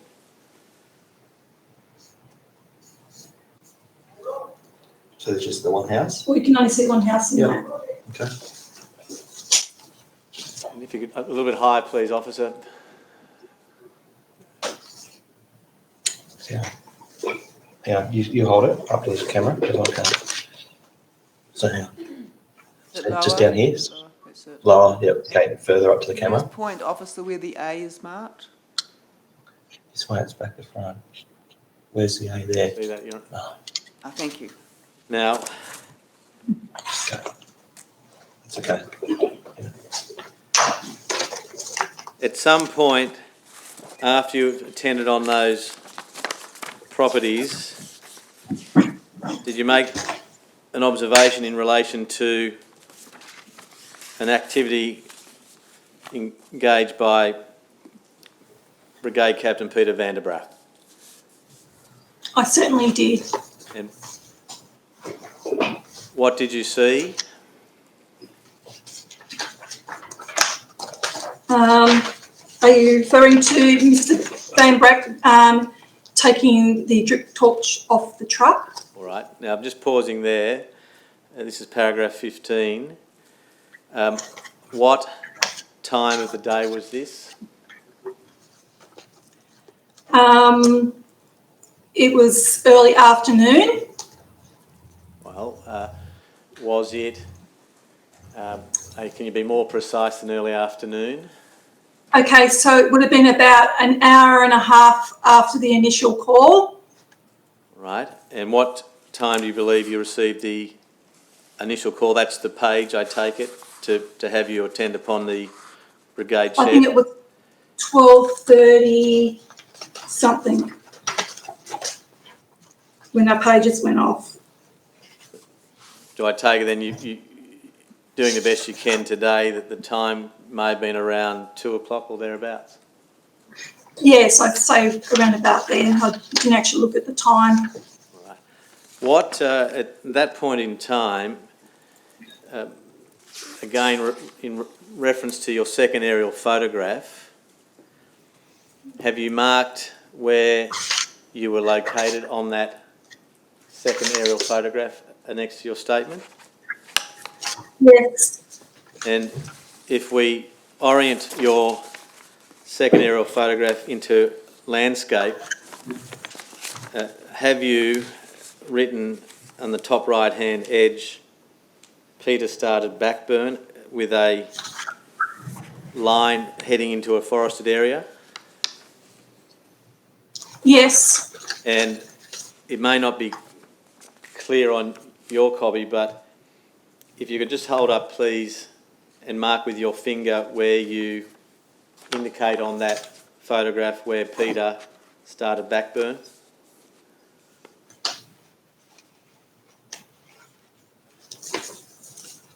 Okay, just look. Yeah, I'm just trying to find out where. Yeah. I have a line that goes to a rough square or rectangle. Thank you. All right. Yes, thank you. That accords with what I... And that's not very clear. That's all right. It's clear on mine at least, and hopefully Her Honour's. Now, what was in that area, what was the topography? Was it flat? Was it hilly? How would you describe the topography in that area? So Lily Pilly Road was basically on the top of the hill, like the crest of the hill. And just pause. So on either side. Sorry, pausing there. Sorry to cut you up, Ms. Purnell. Lily Pilly Road is the light track coming down off Reedy Swamp Road, correct? That's correct. And then snakes around to that general area where you identified the dwellings were that you'd attended to earlier? That's correct. Thank you. Now, going back to where you state Peter started backburn, how would you describe the topography in that area? Hilly. And was it hilly in the sense that were you on a downslope or an upslope?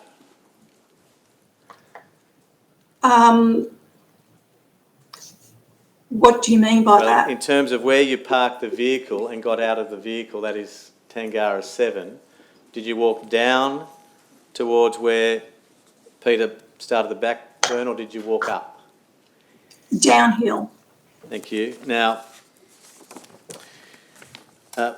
again, doing the best you can today, at about the time that you've observed Peter with a drip torch, what was the weather conditions like? Terrible. It was still very hot, windy, gusts of wind. Yeah. And in that position that you've identified where Peter started backburn, could you see the main fire front? We could just, it was still coming up on the other side of the road, coming uphill, so it was travelling slower. Do I take it was moving towards Lily Pilly Road? Yes, correct. Down slope? It was coming up slope to Lily Pilly, and then the other side of Lily Pilly dropped down. Thank you. So Lily Pilly, as you said earlier, was on a ridge, Lily Pilly Road? That's correct. So it's coming up towards Lily Pilly Road. Approximately how wide was the main head of the fire? I couldn't honestly tell you that because it was too smoky. Thank you. Could you see embers in the air and any spot fires as a result of those embers? Not that I can recall. Right. Now, you described it as, I think, the conditions horrendous. What was the wind doing? The wind was gusting from it was heading, like, blowing towards Tarthra way, so southeasterly. And does that mean that the wind was behind the fire? The fire was That's correct. running with the prevailing wind? Yes. And are you able to put any estimate on the wind gusts that you've identified? No, sorry. Now, you've seen Peter with a drip torch. What then, if anything, did you observe in relation to that drip torch? Can I have that question again, please? You've identified in paragraph 15 that you noticed Peter Van Bracht walking away from the truck with a drip torch. Yes. Did you go with him or not? No. Did you make any observations as to who may have accompanied Mr. Van Bracht at that time you observed him with the drip torch? Certainly do. It was Peter with Baden and Ryan Dean. Thank you. Now, did you see anything, I withdraw that, did you make any observations of any of those individuals deploying the drip torch or not? Peter was holding the drip torch. Did you see him use it? No, because I walked back away after no. How do you know a backburn was put in that area you've identified? Because I saw them from a distance, and I saw the flames coming, the smoke coming out from where they were back burning. Well, did any one of them tell you that they had put in a backburn or a controlled burn or similar language when they returned to the truck where you were located?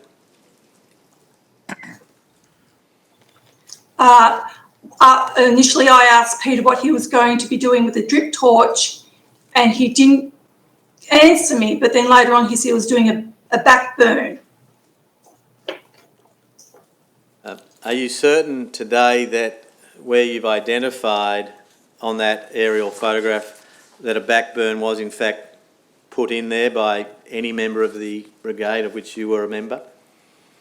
I'm more than certain. Did you yourself make any observations that a backburn had been put in that general area that you've identified in your second aerial photograph? Yes. Does that mean you left the truck and walked down to where you believed those three gentlemen were? Do you say that? I only walked halfway down because I saw it was too dangerous to be there. Now,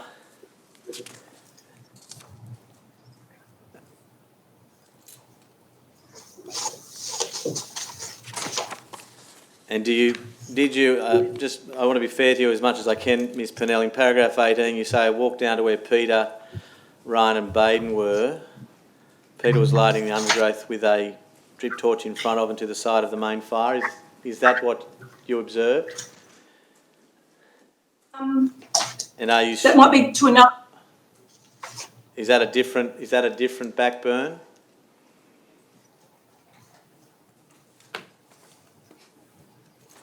No, that's the same one. Now, you're quite sure today that you actually saw Peter was lighting the undergrowth with a drip torch in front of and to the side of the main fire? Well, I'd say it was him because he was the one holding the drip torch. Yes, that's a different proposition. I'm asking you whether in fact you saw Peter lighting the undergrowth with a drip torch in front of and to the side of the main fire. Yes. Are you saying that at this point in time the main fire has crossed Lillypilly Road? It was starting to cross and spot, yes. And how long had it commenced to spot across Lillypilly Road at the time you made the observations in paragraph 18?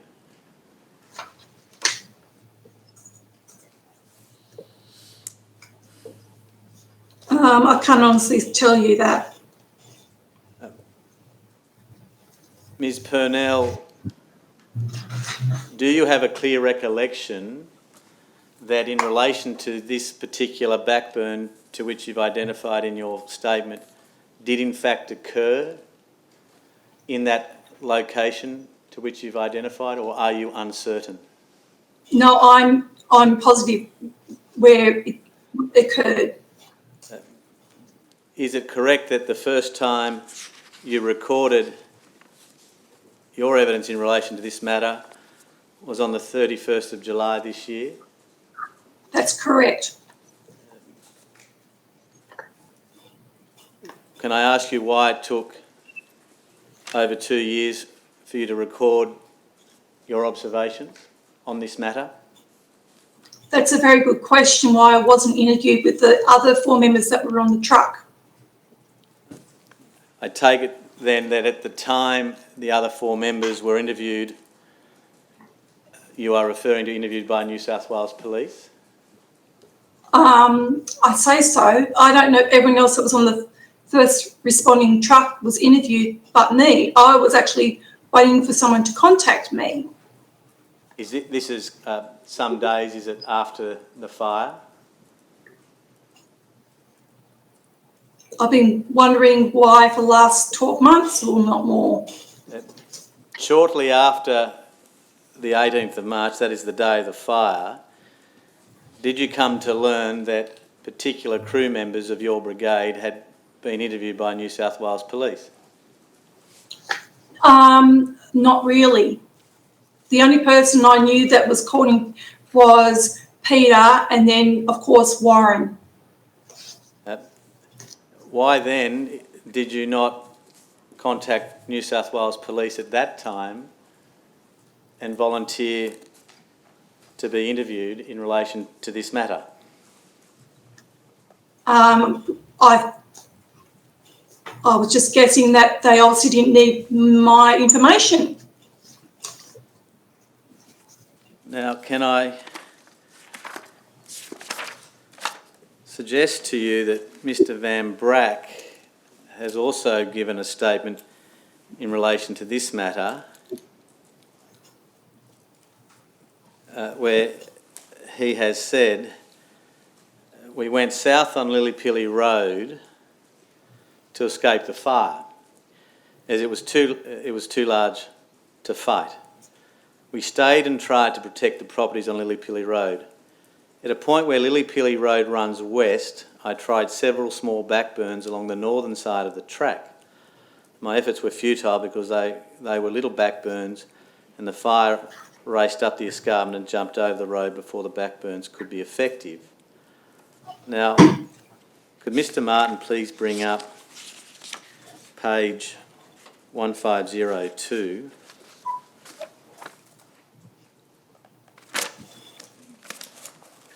Pardon me a moment, Ms. Purnell, I'm just going to try and bring up them. Now, I just want you to assume that this is a map annotated by Brigade Captain Peter van Bracht.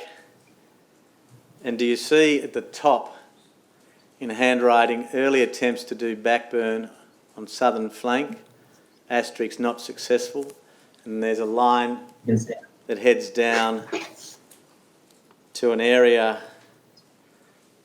slightly above and to the right of another straight line. Do you see that? Only just. Now, do you agree with me that in respect of backburns to which Mr. van Bracht refers, he has it in a completely different location to where you assert he put in a backburn, correct? Can you ask me that question again? Right. Do you see on that aerial photograph Lillypilly Road coming down off Reedy Swamp Road? Yes. And as I understand your evidence, you have the backburn, that is the first one, slightly to the right of Lillypilly Road as it comes down off Reedy Swamp Road before it snakes around to the left as one looks at the photograph, correct? Correct. And I'm asking you whether you could be mistaken as to where the backburn may have been put in to which you've referred to in your evidence earlier.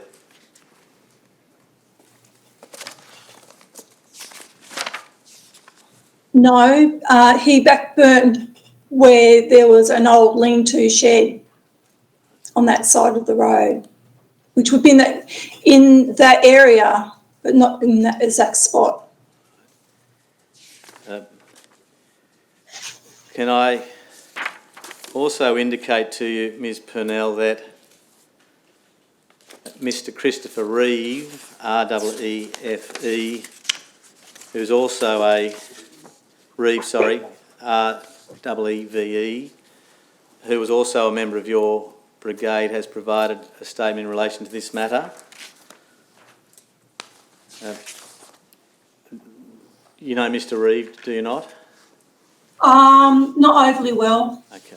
I do know him. Can I ask that my instructing solicitor bring up the aerial photograph next to his statement, if that's possible?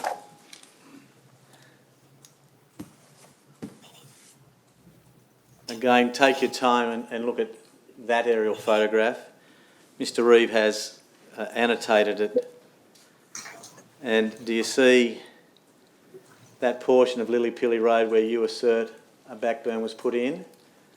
That he does not mark in that general area any backburns on this day, but has them in the general area to which Mr. van Bracht had identified? Do you see that? What, is that the yellow lines? There's two. The first is the yellow shading. That's Yes. the approximate area burnt by Van Bracht. Red line is the track which is the track that you exited from, as I understand it, correct? Correct. And then he identifies as a blue square the approximate location of water tank. Do you see that in blue? Yeah. Yes. And then he alleges that you and he also put in a backburn, which is the green shading. Do you see that? Yes. Did you put in a backburn with Mr. Reeve? We did a small backburn later in the evening, about 7, 8 o'clock at night. See that then. When the sun was setting or thereabouts? Yes, thereabouts. And at that time, had the fire front passed through? That's correct. And had there been a wind shift at about that time as well? Yes. Now, you had a telephone conversation with your husband Warren, did you not, on the 18th of March, at about the time that the first backburn, which you've identified, was put in, correct? That's correct. Why did you ring your husband? I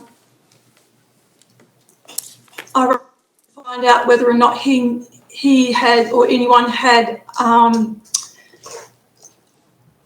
said that Peter could do the backburn, if he got permission to do backburn, because under the conditions, you actually meant to get permission prior to lighting any backburning. And do you know what time you spoke to your husband Warren? Not offhand. Could it have been around about 2:25? Sounds right. Now, at the time that you rang your husband, you've made the observations in relation to the three gentlemen putting in the backburn, correct? Correct. At that time, where was the fire front? At that time, the fire front was still heading up on towards the Lillipilly Road from the right-hand side of the road, left-hand side of the road, should I say. It hadn't gone over the Lillipilly Road, is that correct? That's correct. I thought earlier you'd said that when you made the observations that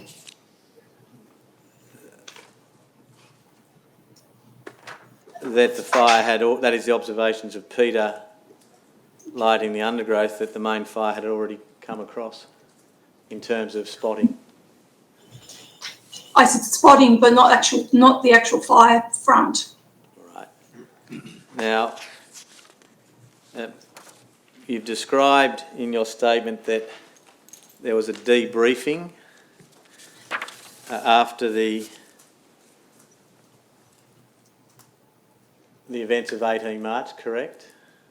Correct. And that at that you felt pretty cranky about how Peter had managed the brigade at the fire? That's correct. And at that point, I take it you were a bit incensed, were you, as to what he'd done in relation to that first backburn? Well, yes, it definitely wasn't the conditions to be doing any kind of backburning or lighting more fires. Did you take that up with anyone senior within the Rural Fire Service at that time, given the way you felt about that matter? No, I didn't. You didn't seek out the police to inform them of that matter, did you not? I did not. Did you raise it with your husband Warren at that time or not? Yes, I did. Do you know whether he raised it with anyone within New South Wales Rural Fire Service? I don't know. Now, is it fair to say that, from your observations, that, and given the horrendous wind conditions that you've described, that the head fire was always going to run through that area where you assert a backburn was put in? No, that's not correct. It was already spotting at that time, was it not? Yes, but it wasn't spotting right where they were doing the back burning. Well, was the back burn put on a downward facing slope? Yes, correct. And you know from your experience as a firefighter that fire burns more slowly downslope, correct? Correct. And that fire burns with less intensity downslope, correct? Correct. You have alleged that, in your opinion, that the backburn to which you have referred may have widened the fire front. Is that correct? That's correct. Can I suggest to you that you may be mistaken in relation to that, given the wind gusts, the fact that the fire was already spotting, and that this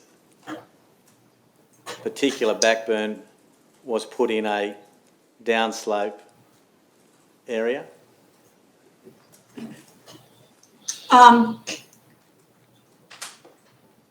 Correct, but under the conditions, the fire still took off at a great rate. Faster than, Could it be the case, Ms Purnell, that this fire was always going to take off given the conditions, regardless of the existence of a backburn?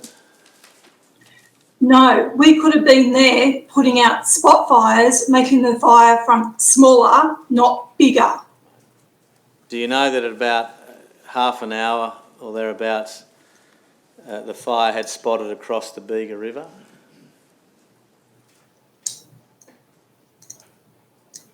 No, we couldn't see from where we were. And where you were at that point in time was some significant distance from the Bega River? Correct. Does that not suggest to you that, given the horrendous wind conditions, its gusting nature, that spotting was occurring in different parts, well in front of the head of the fire?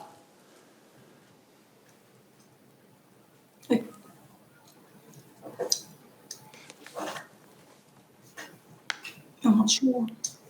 Now, given the evidence of Mr Van Bracht and Mr Reeve, can I ask you one more time whether you could be mistaken as to where you believe the backburn was put in?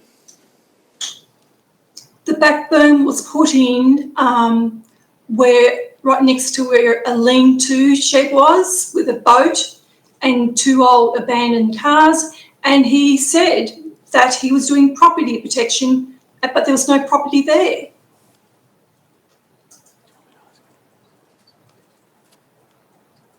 Thank you, Ms Purnell. There may be some other questions. One other matter. Given the contents of your statement, can I ask this question? Is there any bad blood between you and any other members of that brigade that you were a member of on the 18th of March 2018?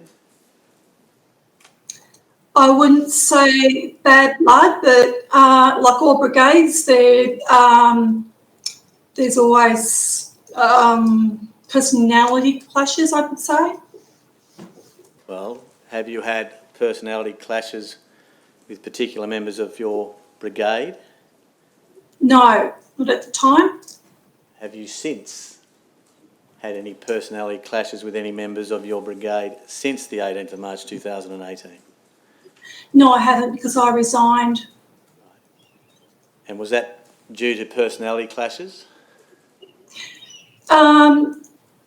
No, I decided that I didn't want to be part of the brigade because of the bad practices, and I didn't want to put myself in danger again. And is that in any part a feature of your motivation to come forward and give a statement in relation to this matter over 2 years after the fire? No, not at all. I came forward. I think people should know the truth of what happened on that day. Thank you for your time, Ms Purnell. There may be some other questions from other members. Okay, thank you. Mr Cheney? All right, Mr Smythe, do you have any questions? Oh, no, thank you, Your All Honour. right, anybody in court two have any questions? Not from me, Your Honour. Not from me, Your Honour. No, Your Honour. Thank you. Mr Newton? Yes, Your Honour.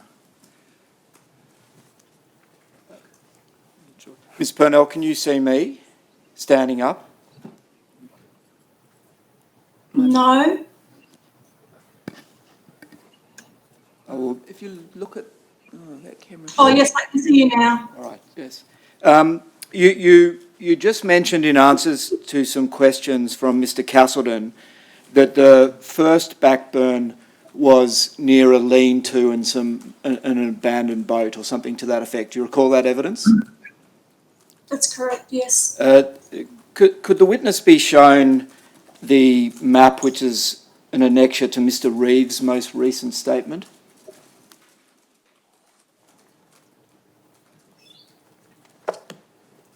Can you see that screen, Ms Purnell? Yes, I can. Just, can you see where the writing, it says all area this side of controlled burns affected by main fire front? Do you see those words? No, We'll see where the, can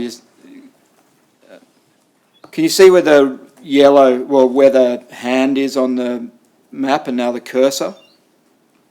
yes, And see that writing there?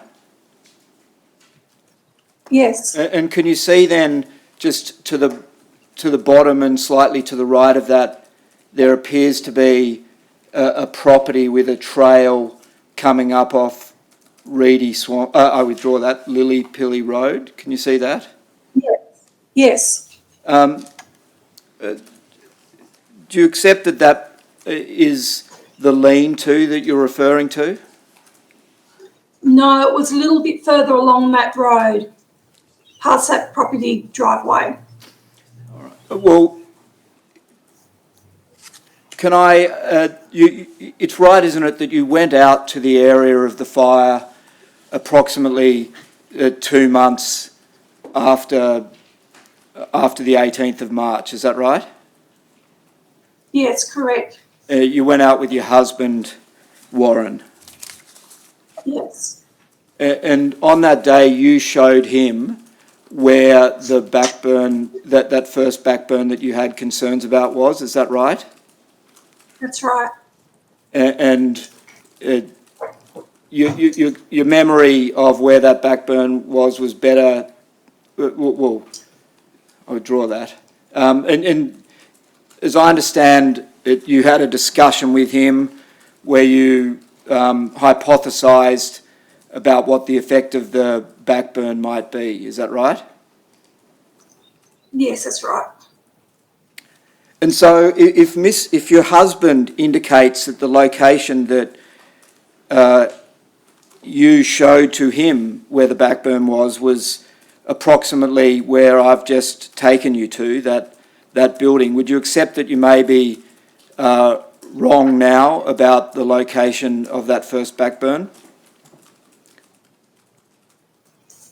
No, I'm not wrong.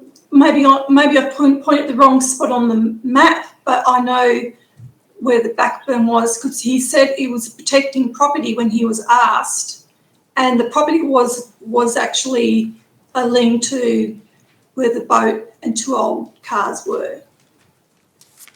But you took your husband to that lean-to, is that right? Yes, And so if he marks, if he's put the lean-to in a different part of the map to that which you've identified, would you accept that you may be wrong about the location of the lean-to?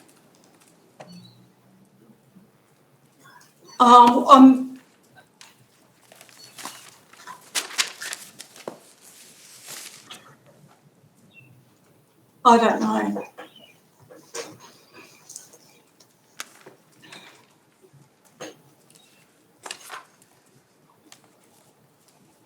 By that answer, are you saying that you're no longer sure that you're right about where the location of the lean-to is? Is that right? The lean-to was, I don't know in the exact distance, the lean-to was along Lillypilly Road, down from that driveway you were just showing on that previous map. And you've also identified on your map a water tank. Do you recall the water tank that I'm talking about? Yes, I do. And that was a water tank which had been identified as being an important asset because it provided water for protecting properties in the area. Do you agree with that? Yes, I do. And it also provided water which could be used to refill the tanker that you were on. Would you agree with that? Yes, I would agree with that. Now, just going back to the map which is annexed to your statement, can you just pick that up, please, Ms. Purnell? Maybe click the main screen.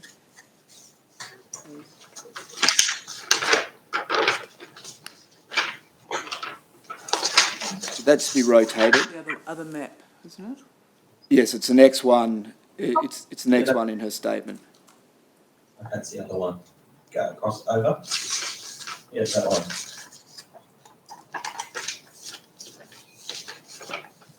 Now,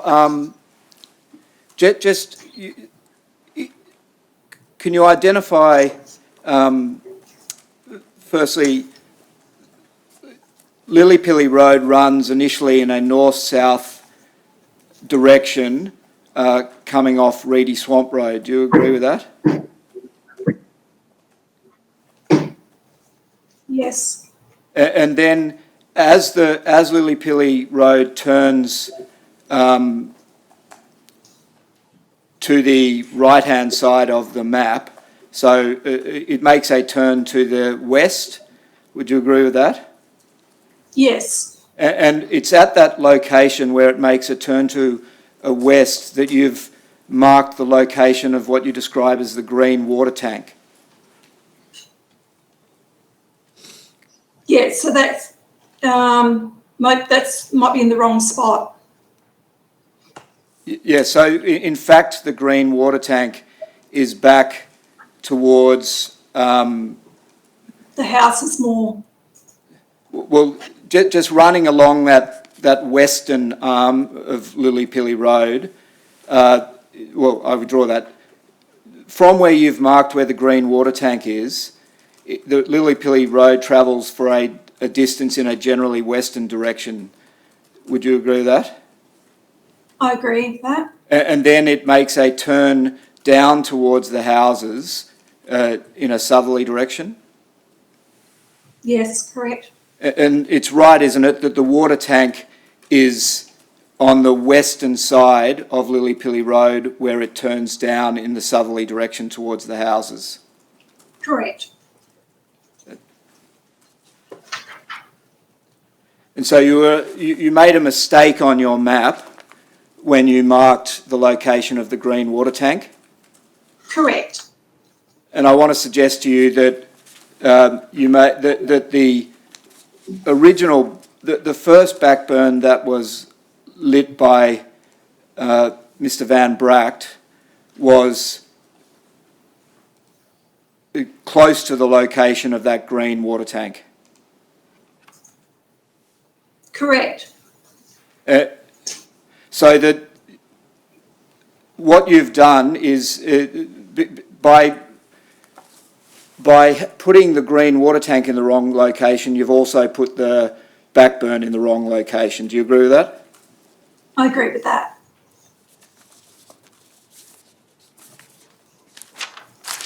And I want to suggest to you that the first backburn that was lit was lit. I'll draw that. Could you just then be taken back to, or could the witness be shown the map, which is an annexure to Mr.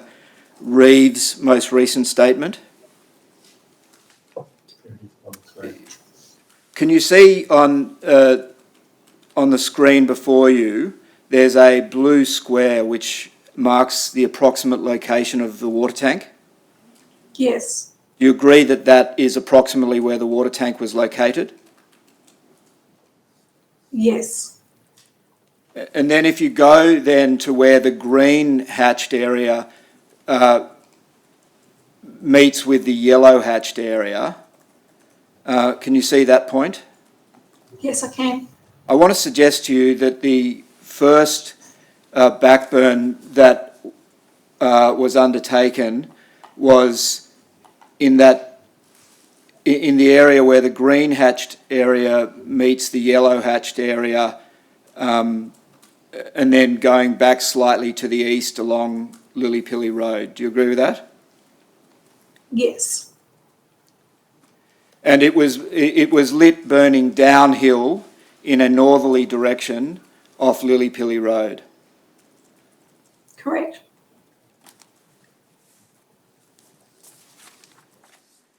At the time that the witness has identified? That was no, I'm just putting to one side the time, Your Honour. And that's the backburn which you refer to in paragraph 15 through to 19 of your first statement. Of your statement, you've only done one. Yes. Now,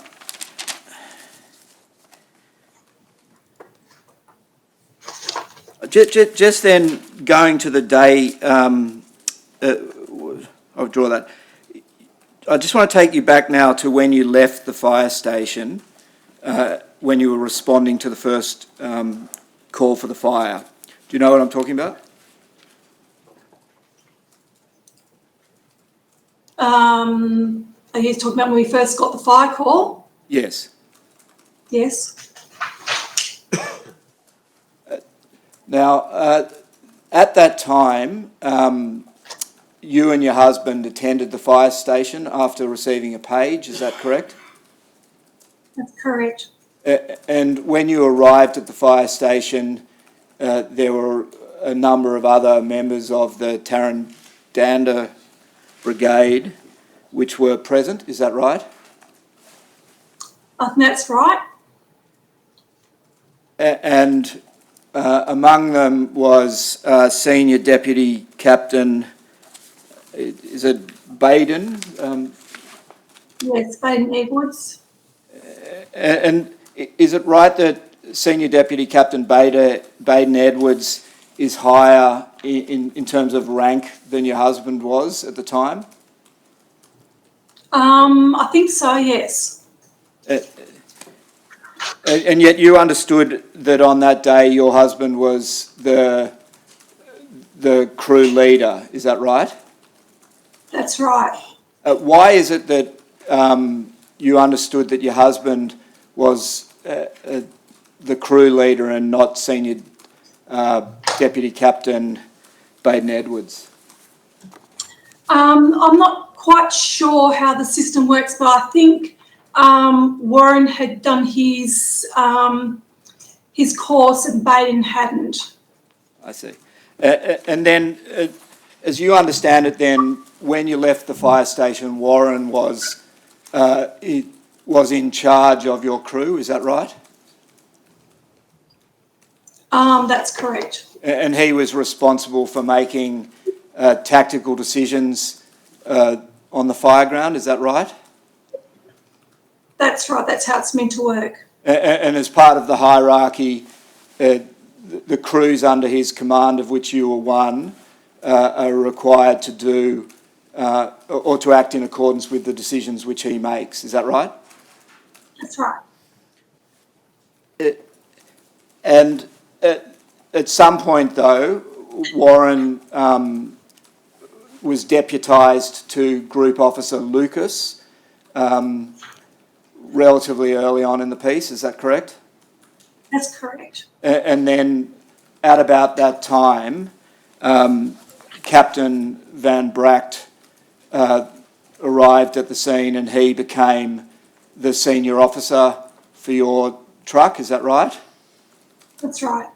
And at that point, he was the senior officer responsible for making tactical decisions in relation to what your crew was to do at the fire ground. Do you agree with that?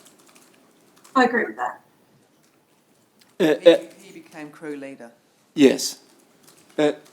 And on that, the way that the Rural Fire Service, I've drawn that, you accept that the Rural Fire Service organisation structure is hierarchical? Yes. And on the day, the fireground commander once, I would draw that, once Group Officer Lucas arrived, he became the fireground incident controller. Would you agree with that? Yes. And as part of his responsibilities, he was responsible for formulating strategies as to how to fight that fire on the day. Correct. And he was, and the way it works is that he conveys the strategies to the captains, or I've drawn that, he conveys the strategies to the crew leaders operating under his command. Would you agree with that? I agree with that. And then the crew leaders operating under his command are responsible for implementing tactics to carry out the strategy that's been formulated. Is that your understanding of how it works? Yes, that's right. Were you aware that on the day of the fire, Group Officer Lucas's strategy from the time that he took command was initially to attempt to hold the fire to the west of Lillypilly Road? No, I wasn't aware of that. Were you aware that he had a secondary strategy that if the fire crossed Lillypilly Road, that crews were to undertake property protection of properties within the vicinity of Lillypilly Road? I wasn't aware of that because there was no communication between any of the crew to what was happening. Well, I'm not asking. I'm just asking you to address my questions, if you would, which is, were you aware of it? And I think your answer was you weren't aware of it. Is that right? That's right. And were you aware that he, in consultation with Captain Van Bracht, had decided that if the fire overran Lillypilly Road, that the Tarrandanda truck and a Brogo truck were to undertake property protection of the houses to the houses at the end of Lillypilly Road? I wasn't aware of that.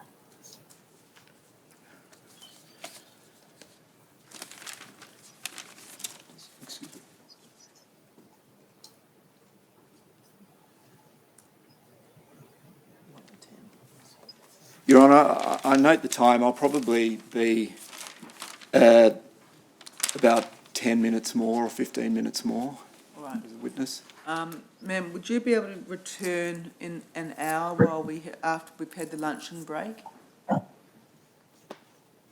Yes. Your Honour, could the witness be reminded that she's under examination? Right.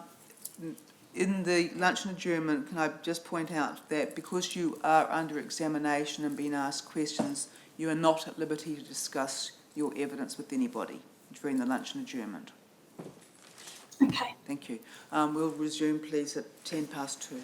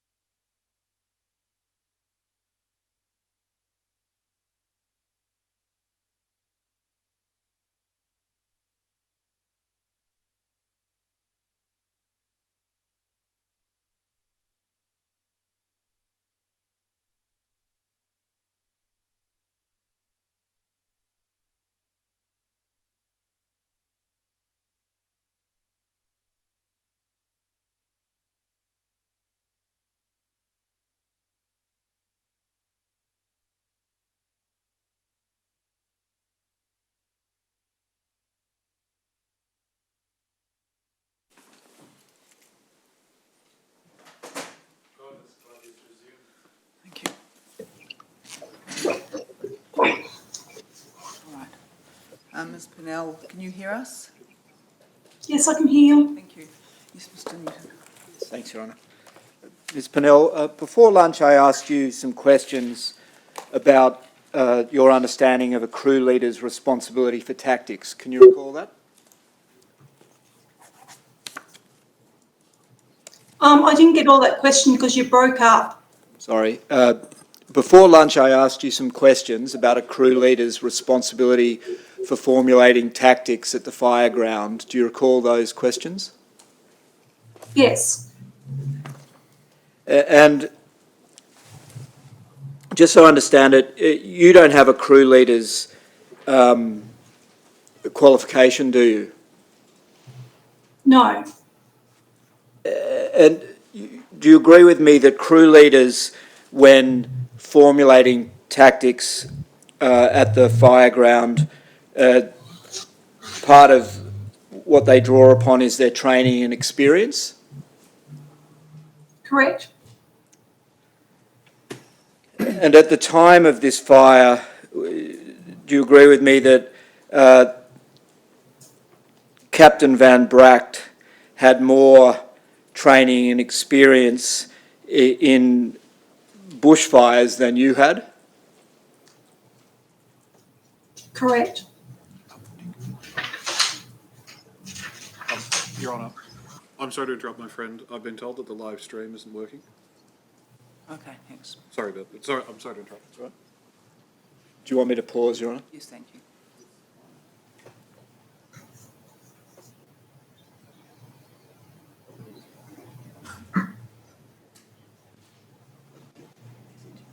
It's just a break. The live stream's not working. As soon as that comes back up, the court will start.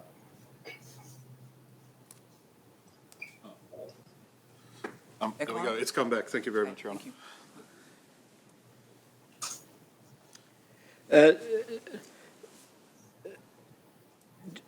Are you aware of the concept of a tactical backburn? Yes. And are you aware that of the difference between, on the one hand, a tactical backburn and on the other, a strategic backburn? Yes. And do you agree with me that a strategic backburn is a backburn on a larger scale than a tactical backburn? Yes. And it's one which is implemented by the incident controller of the fire, generally as part of the planning for the next shift of a fire. Would you accept that? Yes. And as part of that planning and then implementation, it's generally the case that a number of crews are involved in implementing the backburn. Would you accept that? Yes, I would. And generally, such a backburn will occur when the weather conditions have moderated, for example, overnight or early in the morning. That's right. And the idea of a strategic backburn is to burn from a solid mineral earth containment line with a view to containing the fire within a certain area. Do you agree with that? Yes. And on the other hand, a tactical backburn is a backburn which is of a much smaller scale, generally speaking. Do you agree with that? Yes. And the idea of a tactical backburn is essentially is taking out unburnt fuel in a small area close to the main fire. Do you agree with that? Yes. And tactical backburns are used to protect specific property that on the fire ground. That's one example of why one might use a tactical backburn. Do you agree with that? Yep. And another example is that you might be trying to steer the fire in a certain direction. Would you agree with that? Yes. And I want to suggest to you that firstly, with a strategic backburn, that's something which requires the incident controller's approval. Do you agree with that? Yes. Whereas a tactical backburn is something which is within the authority of a crew leader. Do you agree with that? Under certain circumstances, yes. Well, in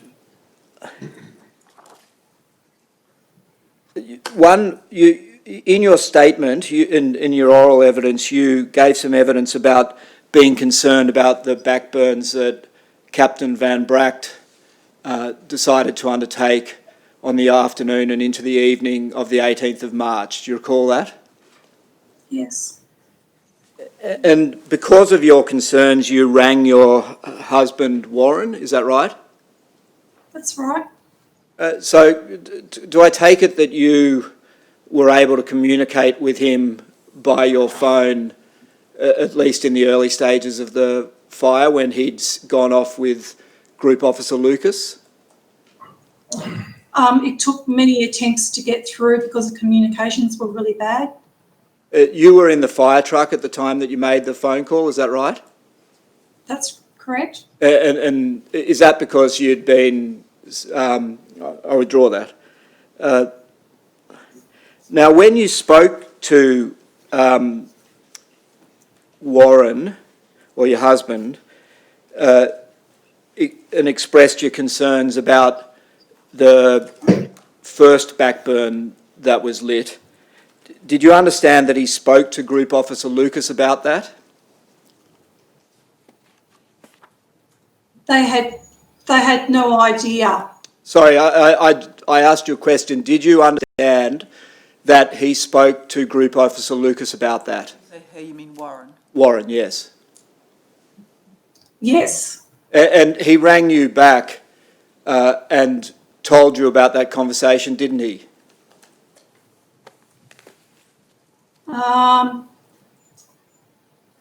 Yes, I think he did, yes. And he informed you that Group Officer Lucas was satisfied that Captain Van Bracht had sufficient training and experience. Well, I withdraw that. He informed you that he was content to leave questions about as to backburning, as described to him, to the discretion of Captain Van Bracht because of his experience. Do you agree with that? I don't totally agree because the information that Peter Van Bracht gave them wasn't correct. He said it was for property protection and there was no property where he was doing the backburning. Yeah, you didn't hear Captain Van Bracht speak, did you? No, I didn't hear the conversation, no. So your understanding of the conversation is second-hand, is that right? In the sense that That's right.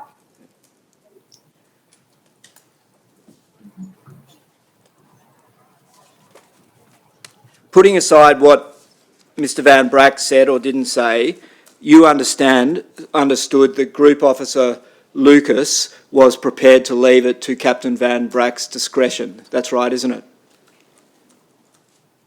Yes. And I want to suggest to you that what Captain Van Bracht was doing in terms of the backburning on that afternoon were tactical backburns, which were within his discretion as a crew leader. Do you agree with that? Not totally.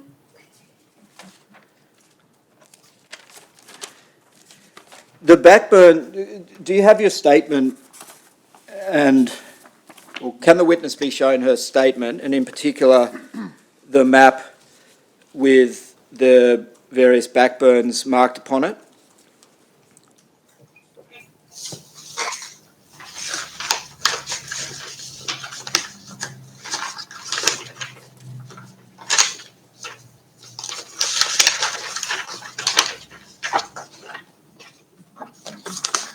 This witness's map or Mr. Reeve's map? This witness's map, Your Honour. It's the one that Mr. Martin has brought it up correctly on the screen. Yes.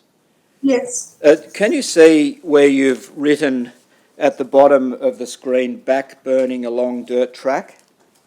Yes, And you indicate as I understand your map, a backburn going north of Lily Pilly Road. Is that right? that's right. We're trying to convey by that that the dirt track travels north from Lily Pilly Road. Yes. Can the witness now be shown Mr. Reeve's map attached to his statement?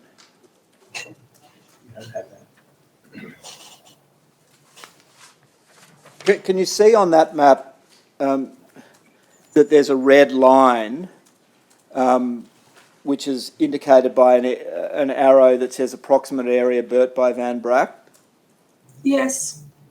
And is that the track that you eventually left Lily Pilly Road along? Do you recall that? That's right. Yes. And I want to suggest to you that the dirt track that Captain Van Bracht was burning off was that track travelling in a generally east-west direction from Lily Pilly Road. Do you agree with that? Yes.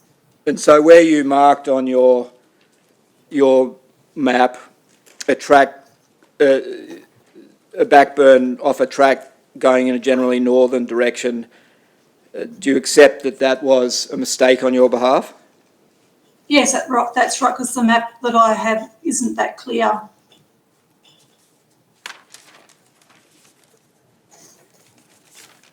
Yes, I have no further questions, Your Honour. Thank you. Anything rising? Just one matter, Your Honour. Ms Purnell, you marked on your second aerial photograph next to your statement at the letter A. Could I ask you to, on the last page, on the back of the last page of your statement, if you could date and sign that and provide that to the officer? And if the officer's in the room, officer, could you send that original signed statement to Detective Elkanza, please? Yes. Thank you. Nothing arising, Your Honour. So just sign, print, sign on today's day.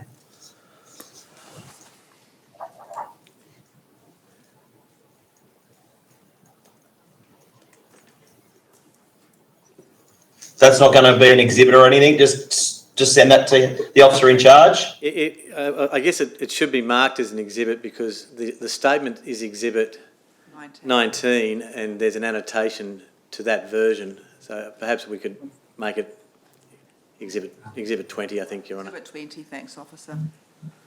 Thank you. Thank you. Thank you, Ms Purnell. That completes your evidence. Thank you for your time today. You're now excused. Thank you.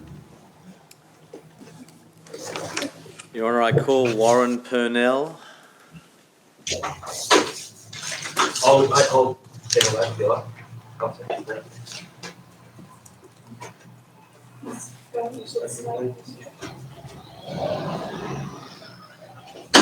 Is it all right if Kath now stays in the room while Warren gives his evidence? You have a view about that? I have no view on that, Your I Honour. don't have a problem with that. It's fine. Thank you. Warren?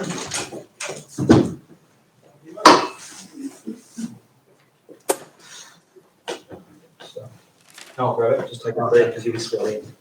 Very good.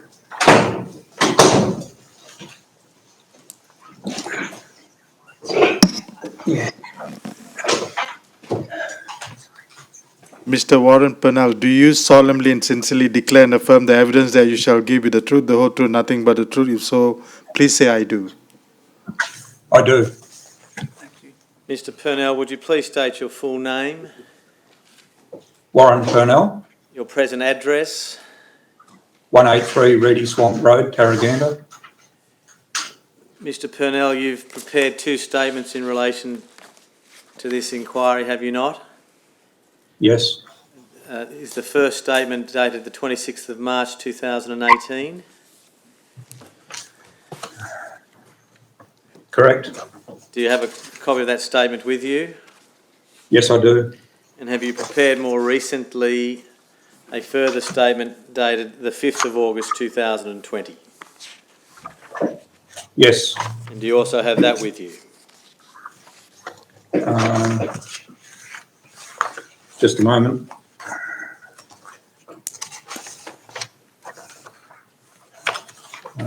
Is that statement? Sorry, yes, I do. Thank you. Could the second statement, Your Honour, of Warren Purnell be marked as Exhibit 21? Yes, thank you. Now, following the fire on the 18th of March 2020, did you yourself attend a debriefing the following afternoon? I don't exactly recall. I know we had an informal debriefing at some stage after the fire.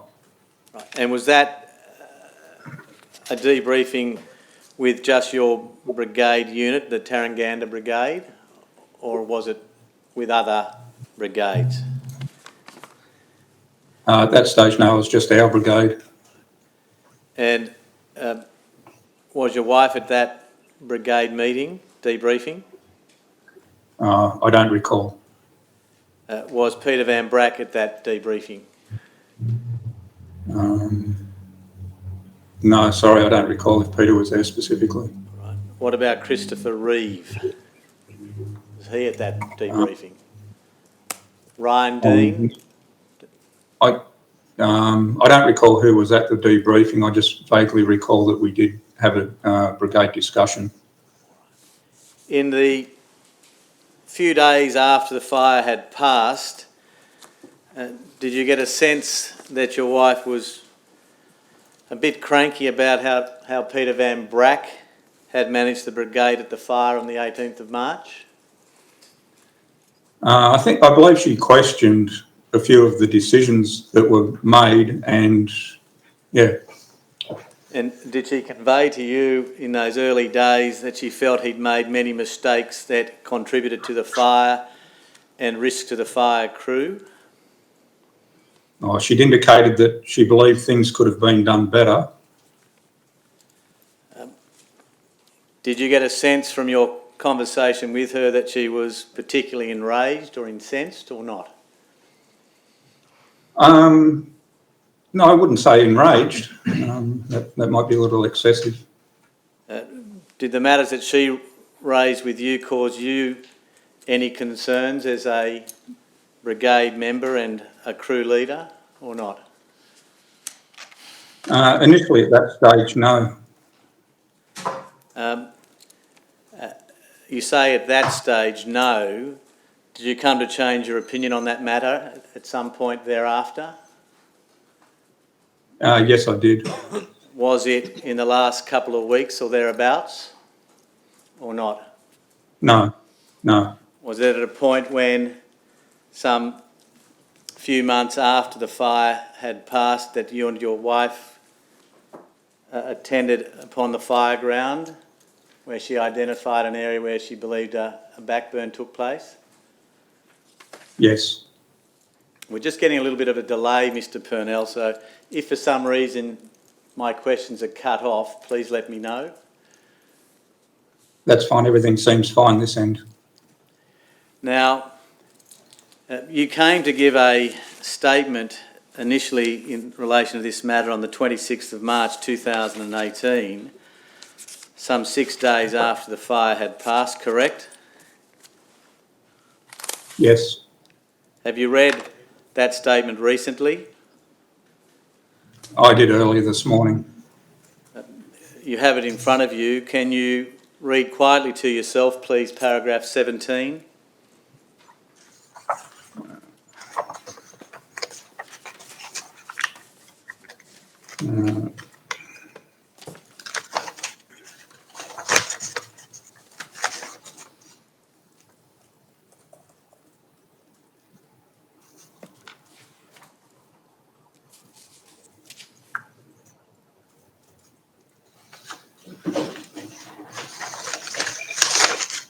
Yes, I've read 17. Do you see there that you say later on that day, though I'm aware that some approved small-scale property protection backburning was carried out further to the southeast of that location on a property or residence at the end of Lillypilly Road? Are they the backburns, do you understand, Mr Van Bracht, may have lit? I was only aware of one instance of backburning. And is that the one instance that you'd been made aware of by a telephone conversation you had with your wife on the 18th of March at around about 2:25 p.m? Yes, it was my understanding the backburning would have occurred at the property at the end of Lillypilly Road. You say nowhere in paragraph 17 about any concerns that your wife may have held in relation to that backburn, do you? Not in paragraph 17, no. Do you anywhere in that early statement of yours, dated 26 March 2018, raise any concerns in relation to any backburns that may have been lit by any member of the Tarranganda Brigade on the 18th of March 2018?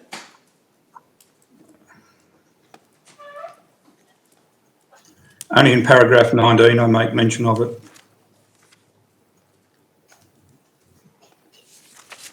Which part of... I don't have a paragraph. Did you say 19, Mr Purnell? Correct, yeah. Page 4 of 4, paragraph 19. I don't... Are you looking at your statement of 26 March 2018? Oh, sorry, my apologies. I apologise for that. I've picked up the wrong statement. Sorry. Do you anywhere in your first statement, which is 6 days after the fire had passed, raising any concerns in relation to the backburn that you were told about by your wife at about 2:25 p.m. on the 18th of March 2018? No, I don't. Are you sure today whether your wife did in fact raise any concerns with you on 18 March 2018 in relation to backburns conducted by Mr Van Bracht? Yes, I'm 100% positive. She did raise concerns on the day. And did you dismiss them as being irrelevant? No, I didn't dismiss them. Can you offer an explanation then as to why you did not feel the need to put it in your statement on the 26th of March 2018? I believe the officer interviewing me didn't really pursue questioning along those lines. Did you take up on behalf of your wife the matter she raised in relation to the backburn on the 18th of March 2018 with any senior members within the New South Wales Rural Fire Service? My concerns were raised because I believe my wife had considerable amount of fireground experience, and I passed this information on to Group North Officer Dave Lucas, who was with me in the group vehicle at the time. So I gave him the information directly. And that's on the 18th of March, after you had a Correct. telephone call with your wife. Apart from that occasion, did you say anything to anyone in a senior position in the New South Wales Rural Fire Service after that occasion in respect of your wife's concerns about the backburn? No, I didn't. Why was that? Initially, I believe the backburn may have been justified if it was to protect houses. I was later to learn that the backburning wasn't as I thought it was and may not have been justified given the weather conditions on the day. And was that information that you'd received solely from your wife? Yes, it was. You had no conversation, I take it, with Mr Van Bracht himself on that matter? No, I didn't. I take it you had no conversation with Mr Reeve or Mr Dean or Mr Edwards in respect of that matter, correct? I don't recall talking to them at all about the matter. You mentioned earlier that you had a conversation with Group Captain Dave Lucas following the call you received from your wife. That's so? Yes. Following your telephone call with your wife, did you have communications shortly thereafter with Captain Peter Van Bracht? Yes, I did. And what was the purpose of your call with Captain Peter Van Bracht? I contacted him by radio and I asked for a situation report. And did he give you one? Yes, he did. What did he tell you in relation to that SIT-REP or situation report? He was undertaking property protection. Did you ask him where he was undertaking property protection? No, I didn't. Why not? Well, there was only 2 properties that I was aware of at the end of Lillypilly Road, so I made the assumption that that was the location. You made an assumption. Well, more information wasn't forthcoming from Peter, and I didn't feel I was ranked high enough to question what he was doing. Were you not making contact with Captain Van Bracht on behalf of Dave Lucas to find out what was going on with that brigade? Dave Lucas at that time hadn't asked me to make contact with Peter Van Bracht. He was involved in other aspects of strategies for the fire.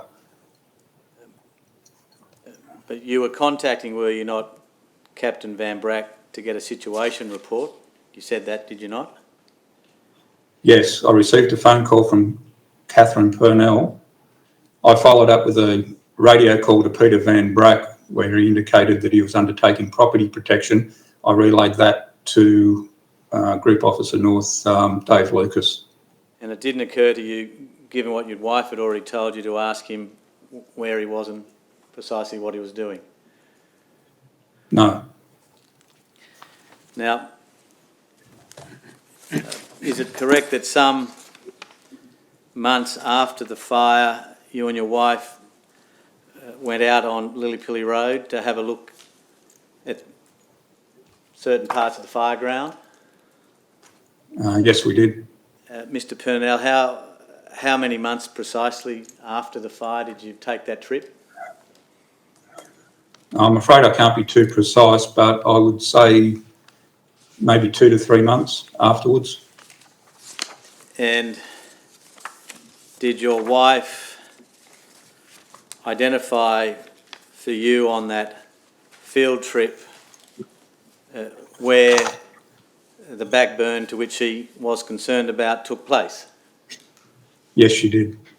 And if I can ask you please to turn to the first aerial photograph next to your statement.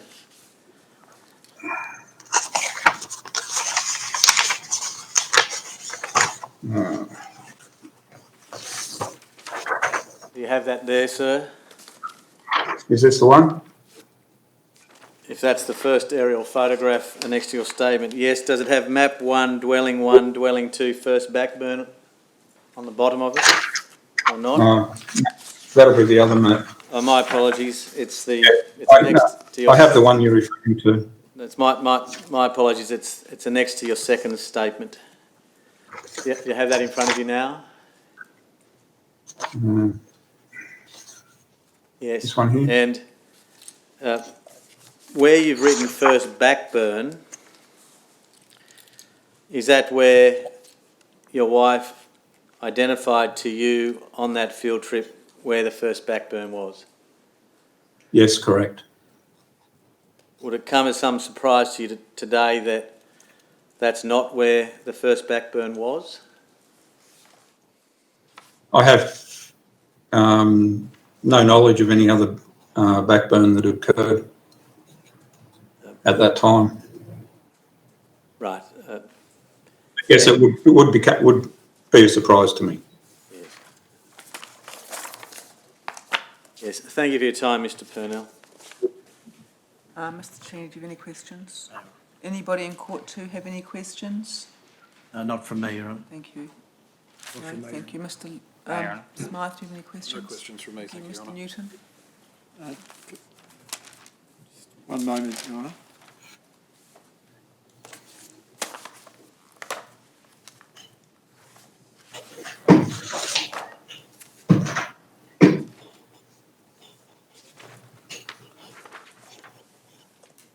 Yeah, I have no questions. Thank you. Thank you, Mr. Purnell, for your evidence. You're now excused. Thank you.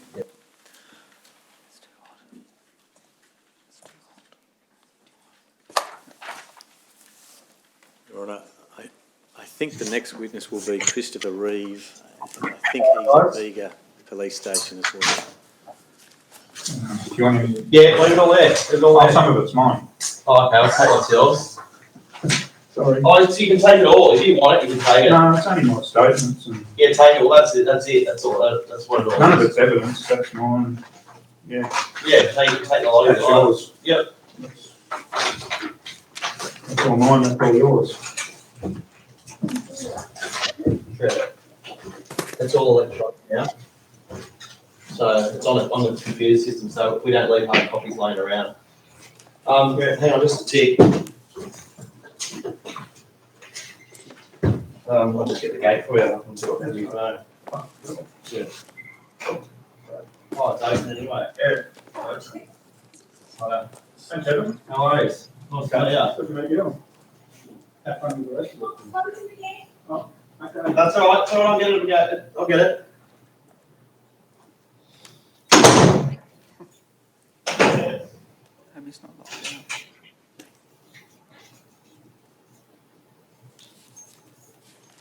down. And who's after Mr. Reeve? Maybe Ryan Dean. Not sure. Officer, is Mr. Reeves there? Officer? I don't think they can hear us. We're now on mute. You thought we were on mute before. You there, Your Honour? There you go. Yes, is Mr. Reeves there? Yes, he is. Do you want him, can we have him called? Thank you. Yes, Your Honour. Thanks.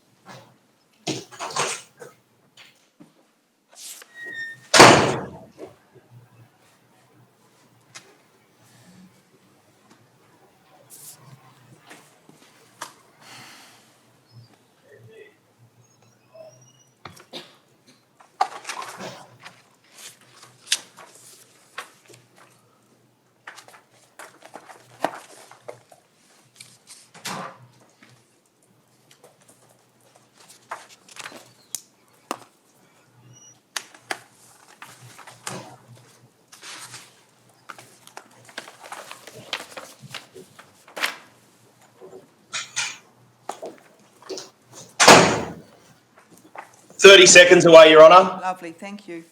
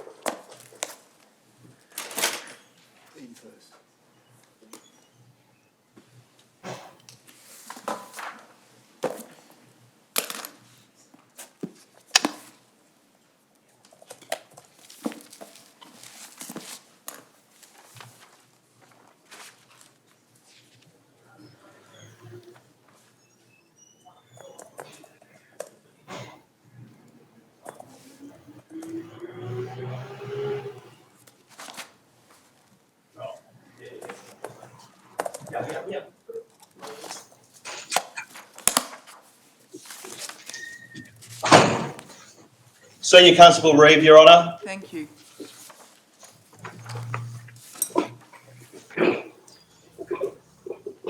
Mr. Reeve, do you want to give an oath and affirmation? Oath. Do you swear by mighty God the evidence that you shall give me the truth, the whole truth, nothing but the truth? If so, please say I do. I do. Thank you. Senior Constable, would you please state your full name? Christopher John Reeve. And are you stationed at the Bega Police Station? I am. Have you prepared two statements in relation to this inquiry? I have. The first being the 20th of March 2018. Am I right to check it? It's Yes. dated the 20th of March, but it appears to be signed by your good self on the 21st of March 2018.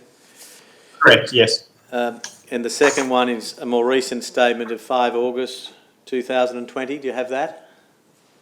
I do. I tender that statement dated 5 August 2020 of Senior Constable Christopher Reeve. All right, that'll be Exhibit 22. May it please the court.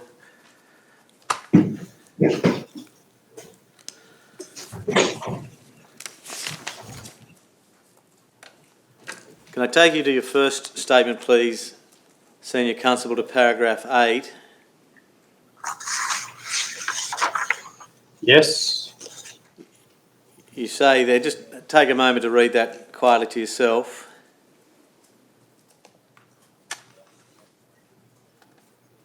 Do I understand the thrust of that paragraph is that the brigade unit to which you're attached, which is the Tarranganda Brigade, decided to turn off from Reedy Swamp Road onto Lillipilly Road to provide asset protection in those areas off or near Lillipilly Road? Yes, we weren't on Lillipilly Road based on what's in paragraph 8, but that was what we decided to do from that point, yes. And at that point in time, was Captain Peter Van Bracht a member of the brigade and providing instructions to the crew? He was a member of the brigade and he arrived at about that time from memory. And once he arrived, did he take over the control of that brigade unit, being Tarranganda? Yes. Now, can I ask you to turn to your second statement, Exhibit 22, and direct your attention to paragraph 8 and also paragraphs 9 and 10.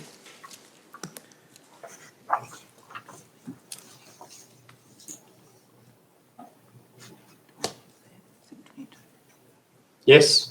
You mentioned in 10 that as the sun was setting, Captain Van Bracht lit a fire along the northern side of this smaller poorly maintained track just north of the water tank. Yes. Was that, to your recollection, the first backburn that you became aware of in relation to your brigade? Yes. It was quite late in the day, I take it. The sun was setting. I can't remember the exact time, but it was getting close to sunset. It was later in the day. And again, doing the best you can, what had the main fire front done by that time that the backburn was being put in place? When the backburn was being put in place on the north of that track, it was already had reached Lillipilly Road.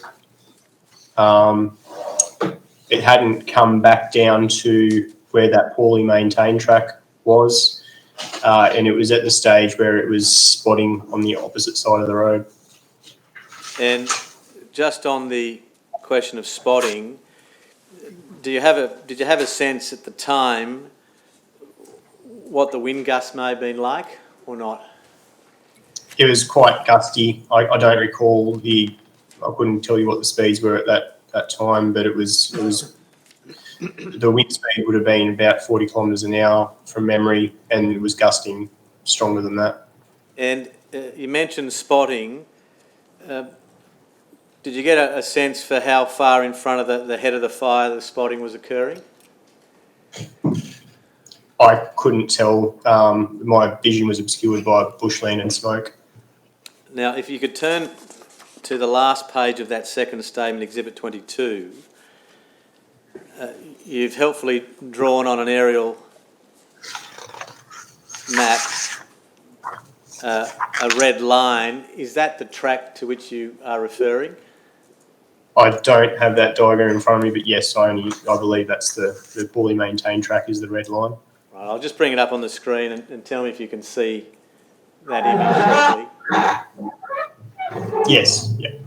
And the yellow shading, is that the area that was backburned?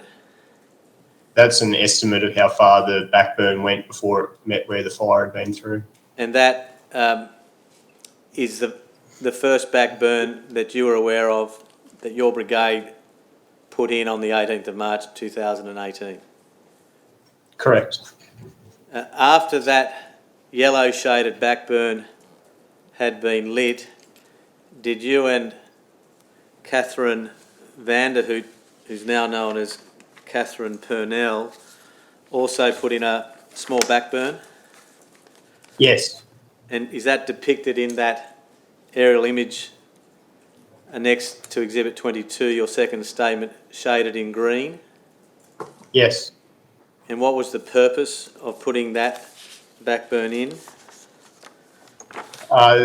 To protect, I'm not sure if you can see, but there's a dwelling just to the south of that green shaded area. Yes. It was to protect, actually I think there's two dwellings. It was to protect that area should the fire change directions.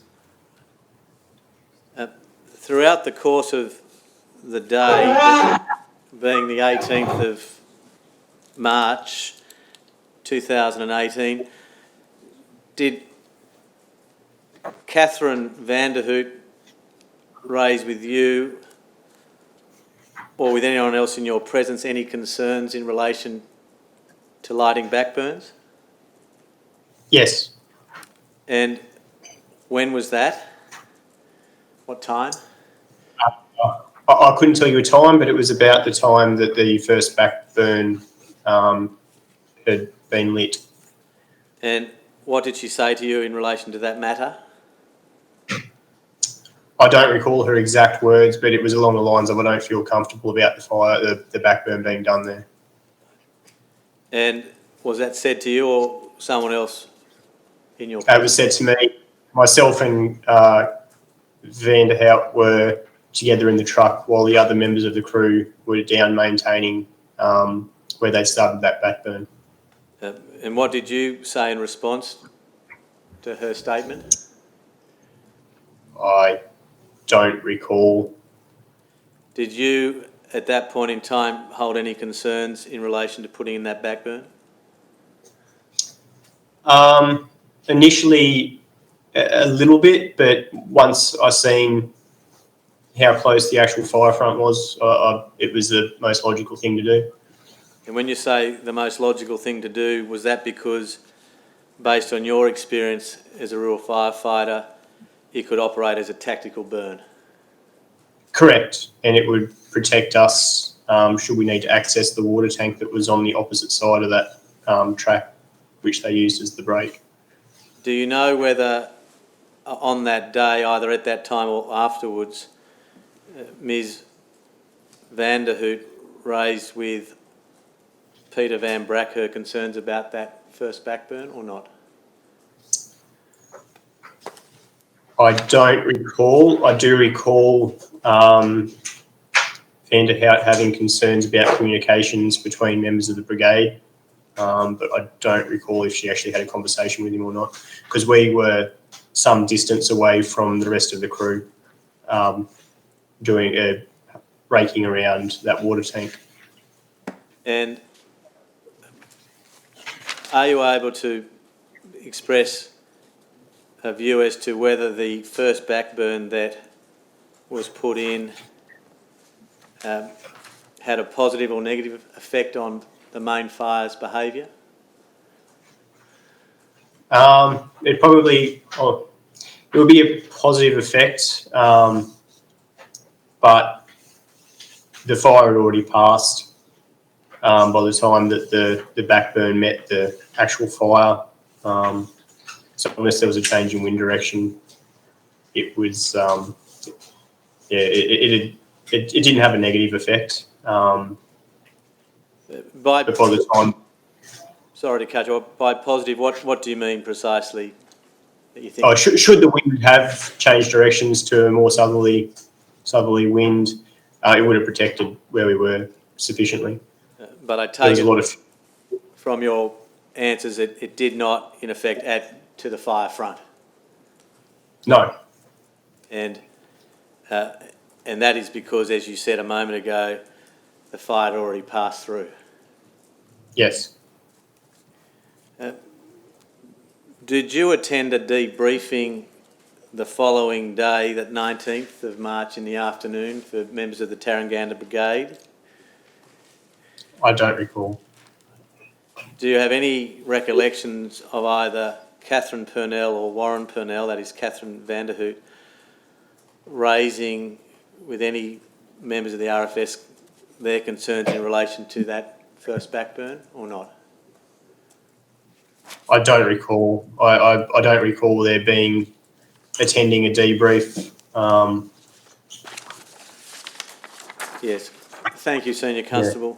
There may be some other questions from other members. Mr Cheney? No, Your Honour. No questions from Court 2, I take it? No, thank you, Your Thank you. Mr Smythe? No, thank you, Your Honour. No questions from me. No, Your Honour.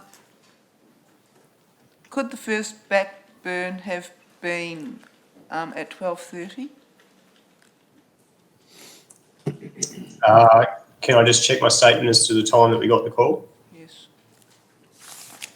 Sorry, not 12:30, was it 2 o'clock? 2 o'clock, sorry. 25, I think it was.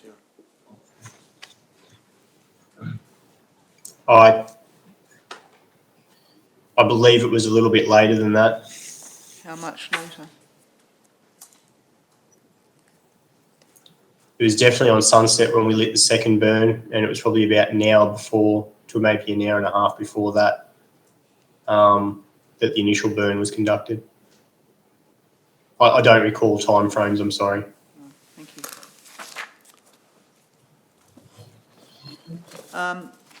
All right, thank you, officer. That completes your evidence. You're now excused. Thank you. Thank you.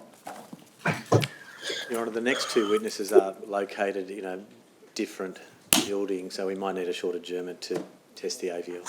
Right. 5 minutes, thanks.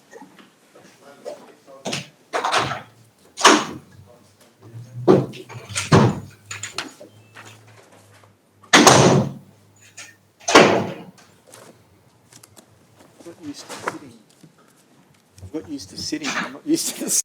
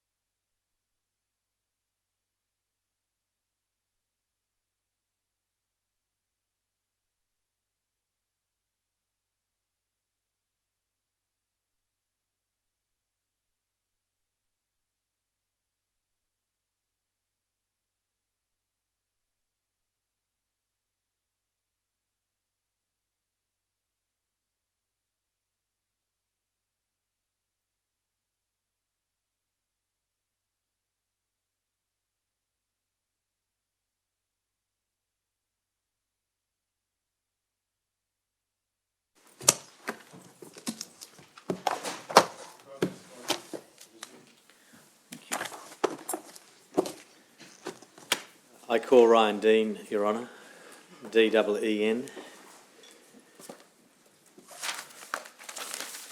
Mr. Dean, do you swear by mighty God the evidence that you shall give you the truth, the whole truth, nothing but the truth? If so, please say I do. I do. Mr. Dean, can you hear me and see me?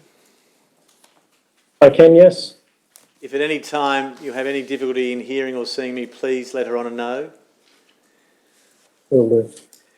Would you please state your full name, Yep, it's Ryan John Dean, your present address, 361 Reedy Swamp Road. Tarranganda, Correct.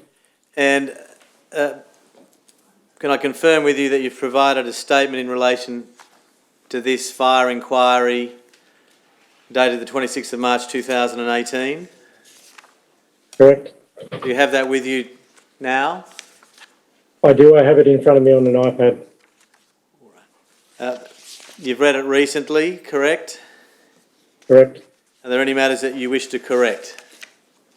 No. Now, can I ask you, please, Mr. Dean, to turn to the last page of, or the second last page of your statement, just to read quietly to yourself paragraphs 15, 16 and 17.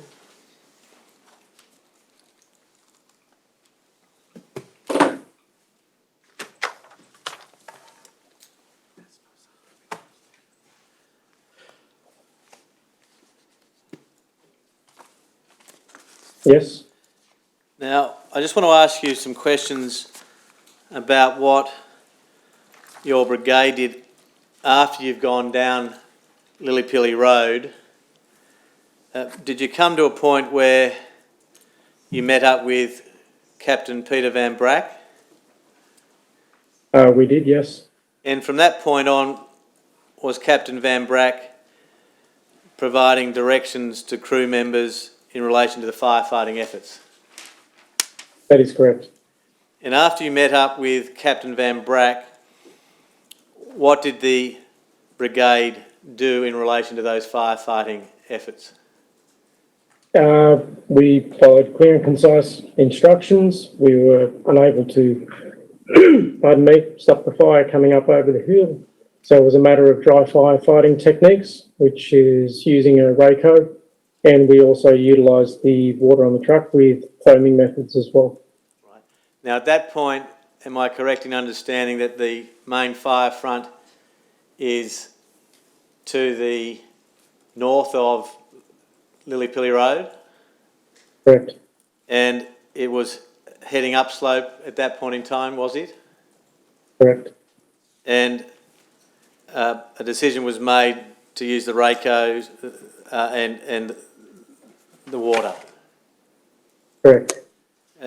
Did it become obvious at a point in time that that form of attack was not working? Yes. And then what decisions were made by Captain Van Bracht for the brigade? I apologise. The decision was made to retreat to a safe distance away from the front, moving up the hill, due to the obvious danger to not only Mr Van Bracht but the other brigade members. And it was a matter of looking at viable assets which we could protect, one of those being a water tank. All right.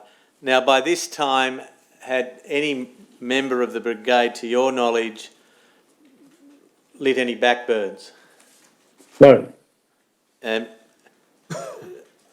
at some point, was a decision made to put in a backburn? No. No? No. At no stage? No stage.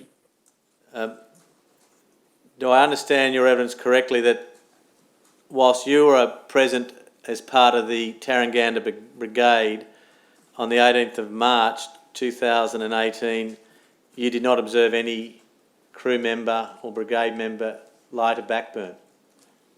I did not. Did you see any member of the Tarranganda Brigade on that day use the drip torch? No, I did not. When I take you back into your statement, particularly paragraph 16, the third sentence, fourth sentence, third line, you say, we tried some dry firefighting or RACO work. That's what you referred to a moment ago, correct? Correct. And then you say that entailed trying to black it out by putting in a RACO line, which is a technique approved by the RFS for use in situations like that. How do you when you use the words black it out, you're not referring to the use of a drip torch? No, we're not. No. The RACO line specifically denotes the removal of finer fuel and potential fuel for the fire to actually burn. And the blacking out would have been usage also of the hose reel, and that was implementing foam. Do you have available to you this afternoon, and I may need to call on Inspector Barnes to assist, a standalone aerial photograph of Lillypilly Road?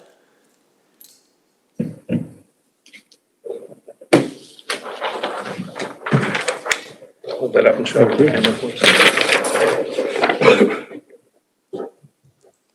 Yes, thank you, Inspector Barnes. Do you have available to you a black marker pen, Mr. Dean? I do. And before you mark anything, do you agree with me that when one looks at the image in landscape, one sees a dirt road running north-south? I do. Is that Lillypilly Road? Correct. And that road in its runs to the left-hand corner of the picture in landscape to a property. Do you see that? Correct. Are you able to mark with shading where it is the first RACO line was put in? And if it's not on that map, please say so, or that diagram. Sure. Can I say that again? The first RACO line.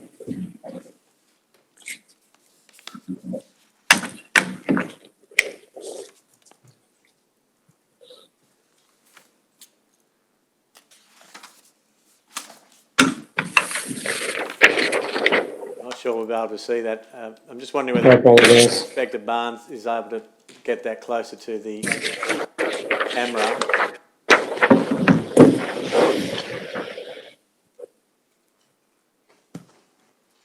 Yes, thank you. Does Your Honour see that? Ever so slightly a black mark from the property on the furthest on the left, tracking up to a slight bend in Lillypilly Road. Does that road go down to Mr. Pullen's premises? Did you hear that question, Mr. Dean? Does that road take you down to Mr. Pullen's place? Yes, it does. Could you, above that shading, please, Mr. Dean, mark the letter A, so it's clear on the transcript that the letter A depicts the first RACO line you observed being put in on the 18th of March 2018. Are you able to give a timing when you believe this was put in, this RACO line, or not? I couldn't give an exact time, no, sorry. And did that RACO line in any way affect the behaviour of the main fire as it passed through, or not? No, not at all.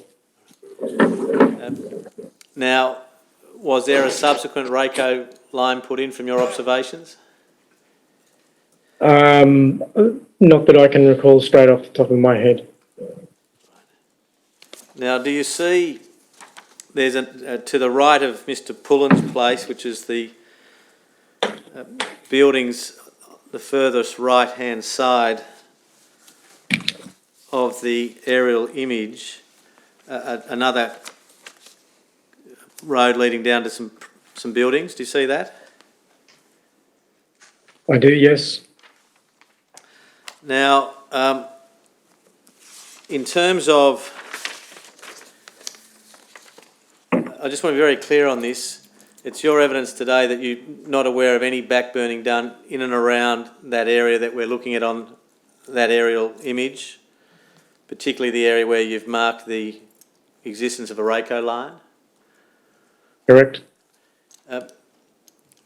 Do you have any recollections of any members of your crew on that day raising concerns about backburns or the use of drip torches or not? I have no recollection of that. Was there a debriefing the following day in the afternoon for brigade members? I think there may have been, yes. Did you attend it? I would have, yes. Do you have any memory of any discussion of backburning by Tarranganda brigade members on the 18th of March 2018? No. Yes, thank you for your time, Mr. Dean. There may be some other questions from other people. Mr. Dean, you talk in your statement about leaving Tarraganda and joining the Brogo crew. Yes, Your Honour. What time was that, do you know? Pardon me.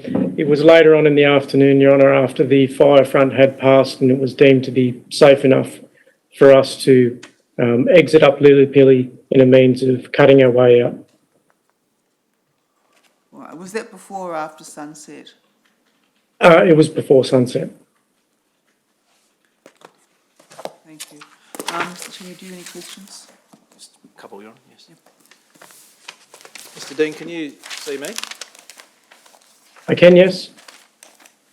Sir, you describe in paragraph 7 and 8 of your statement the direction that you were heading when you got notified of the fire, that is, you were heading east along Reedy Swamp Road, past Emma Road. Yes. And you came upon, as you tell us in paragraph 9, an area that you recognised as the electricity easement. Correct. And you parked opposite the easement, parked the truck up on the left-hand side of the road, did you, opposite the easement? We didn't park, we slowed the vehicle to ascertain the position of the fire and the current status.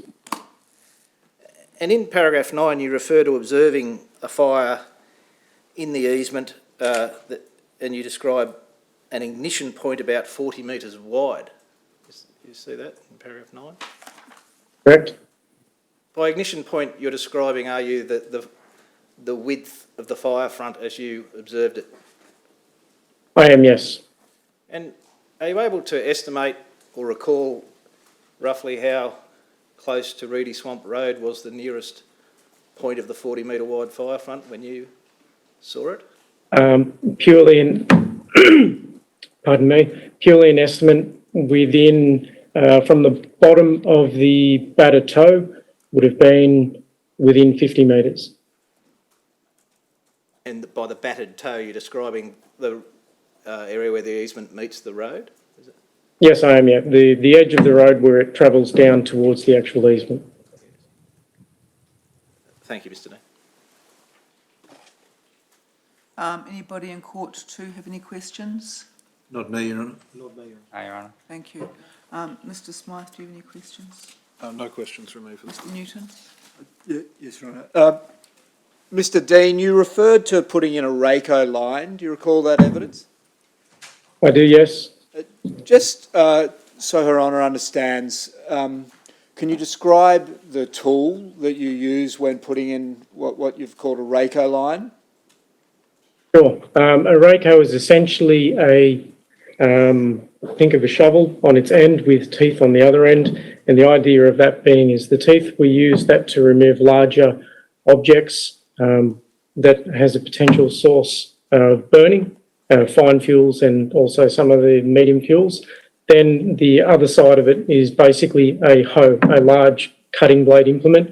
That's then used to chop away at any excess fine fuel which will be on the ground and to clear it back to bare earth. And is the idea that by clearing it back to bare earth, you're containing a line which it is hoped that the fire won't burn across? Correct. But obviously on that day with such strong winds, there's always a risk that the fire will spot across that mineral earth containment line. Is that right? That is correct. And that's in fact what happened on that day. Correct.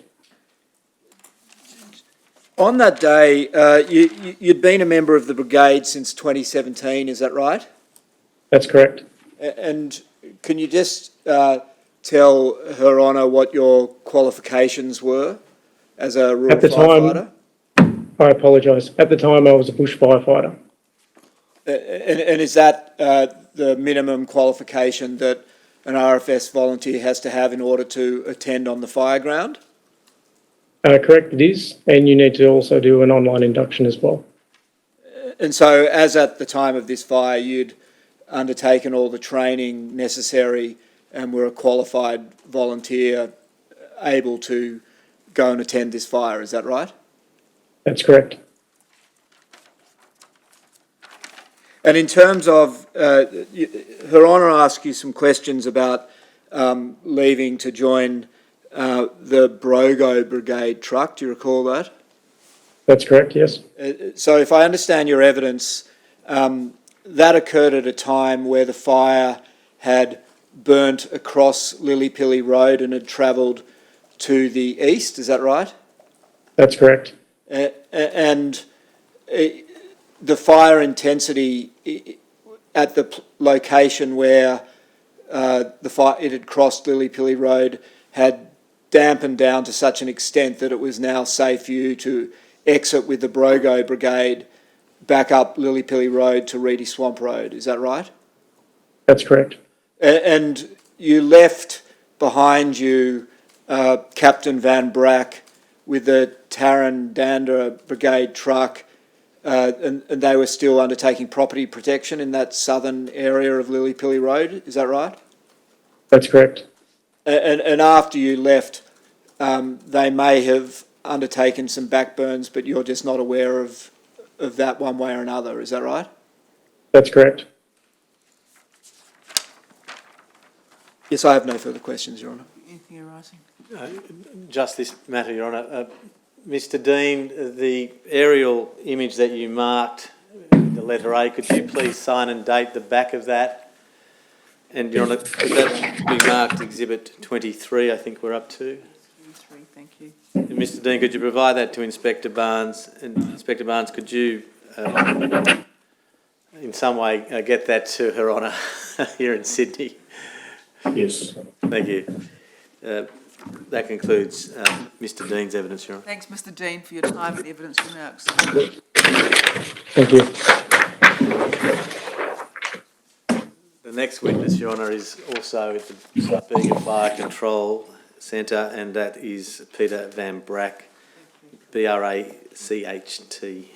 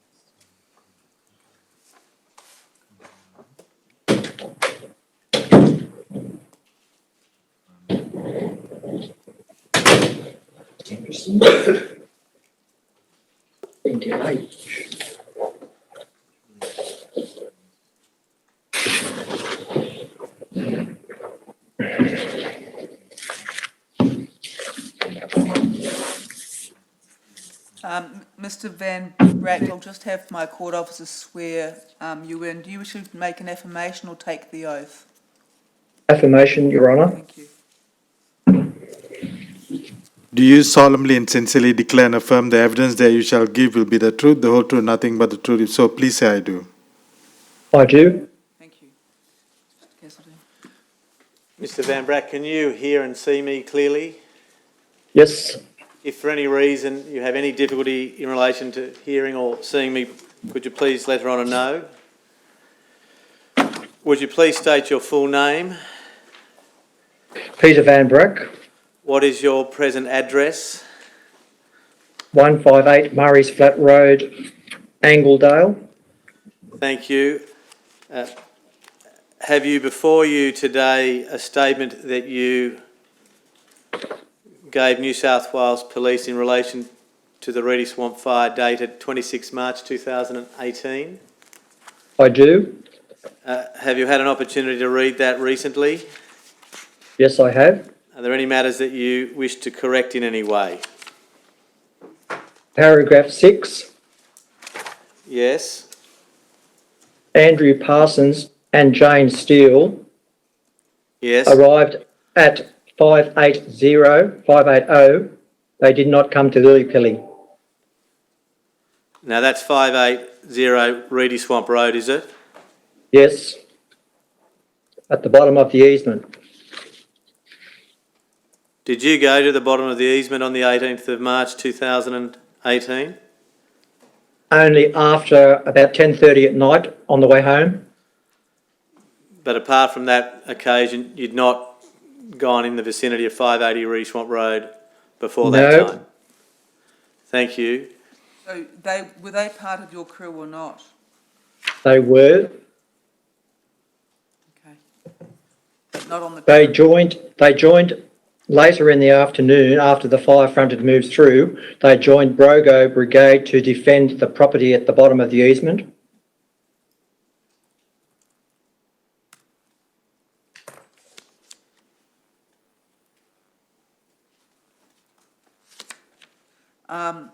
Did they stay down at 580 for the? They stayed down there. Thank you. Baden Edwards, Ryan Dean, and I think that they were the two. They joined the Brogo Brigade after it was clear that the fire had gone through and they were needed down there.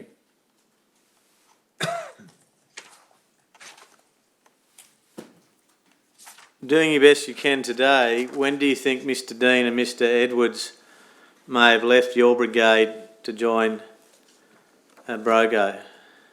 It would have been between, say, 3 and 4 o'clock, something like that.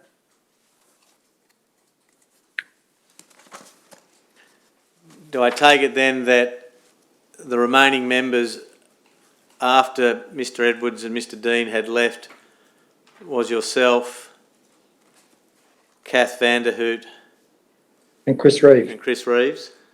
Yes. A crew of 4 from that. 3. Chris, Kath and I. Right, thank you.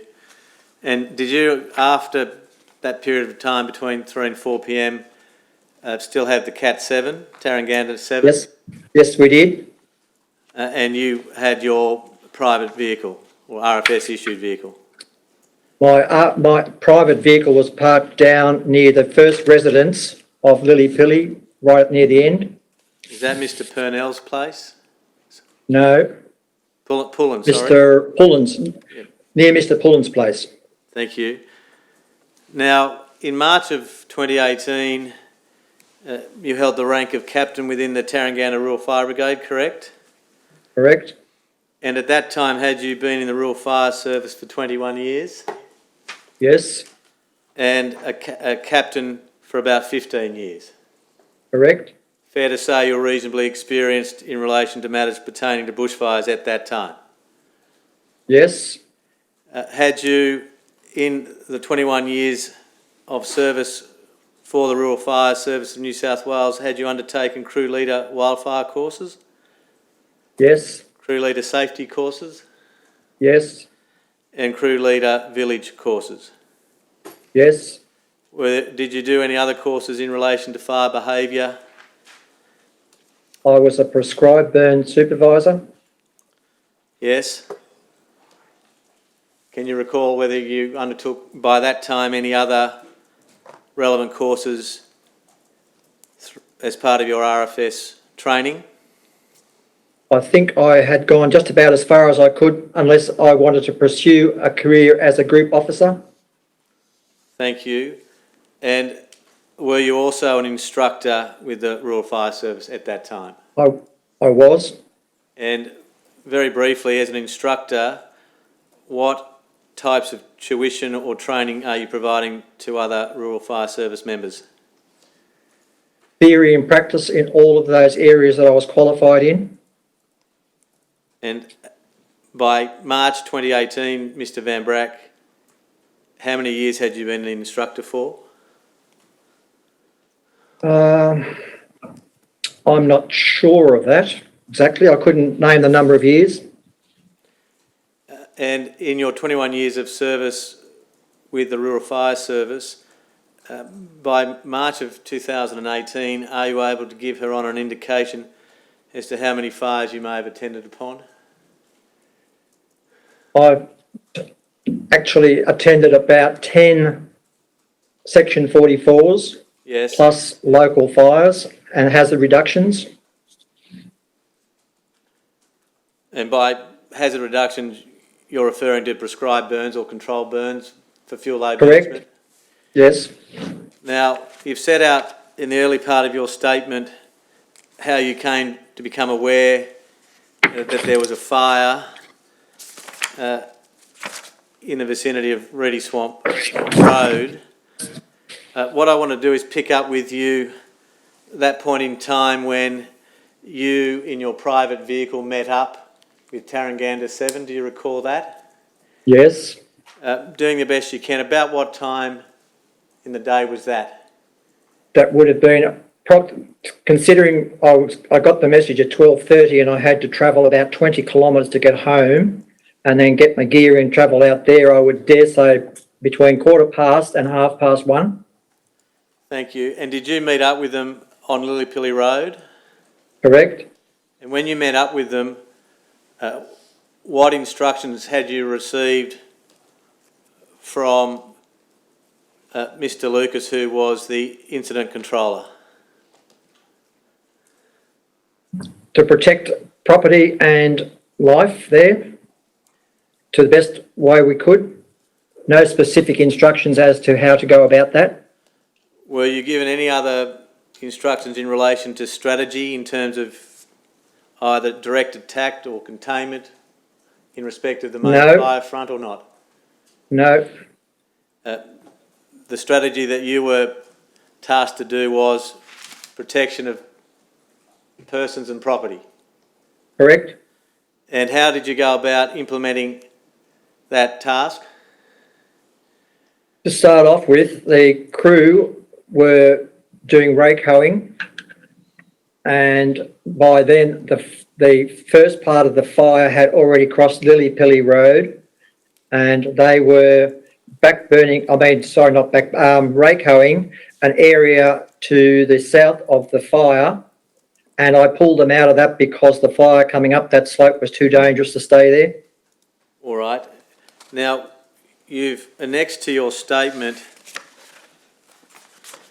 two aerial images of the area around Lillypilly Road. Can I take you to the document titled map number 2? It's page 1502 of Exhibit 1, Your Honour. Do you see there an aerial image?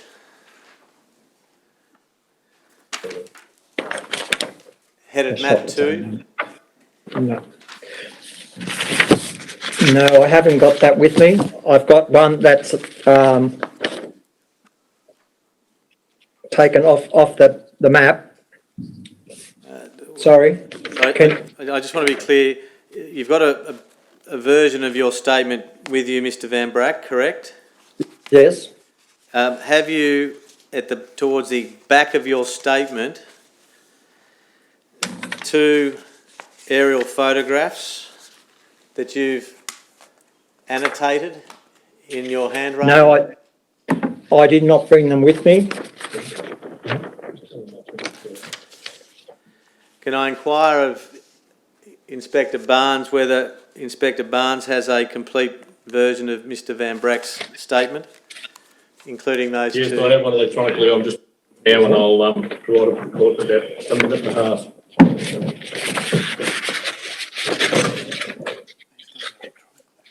All right. What we might do is I might have Mr Martin bring that up on the screen. Mr Van Bracht, it's page. Yeah, I can see that. Do you see that there? Yes. We might just scroll down a little bit and magnify it somewhat.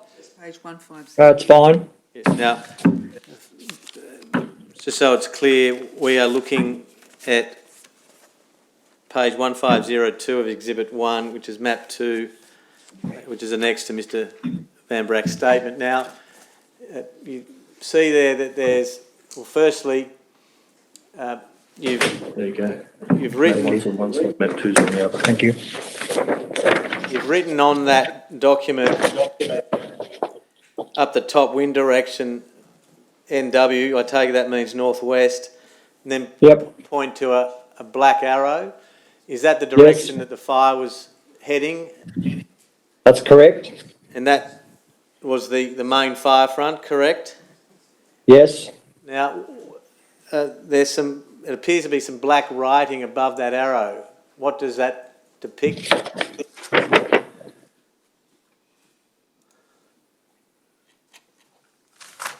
Oh. You don't know, say so. I can't read it. Nor can I. I'm thinking it's got something to do with the writing above it, wind direction northwest, which was put in text to start off with, right, and obviously wasn't very clear, so the detective suggested writing it up there. Thank you. And slightly to the left of that, do you see a power line easement that runs from the bottom of Reedy Swamp up to the top of Reedy Swamp Road? Yes.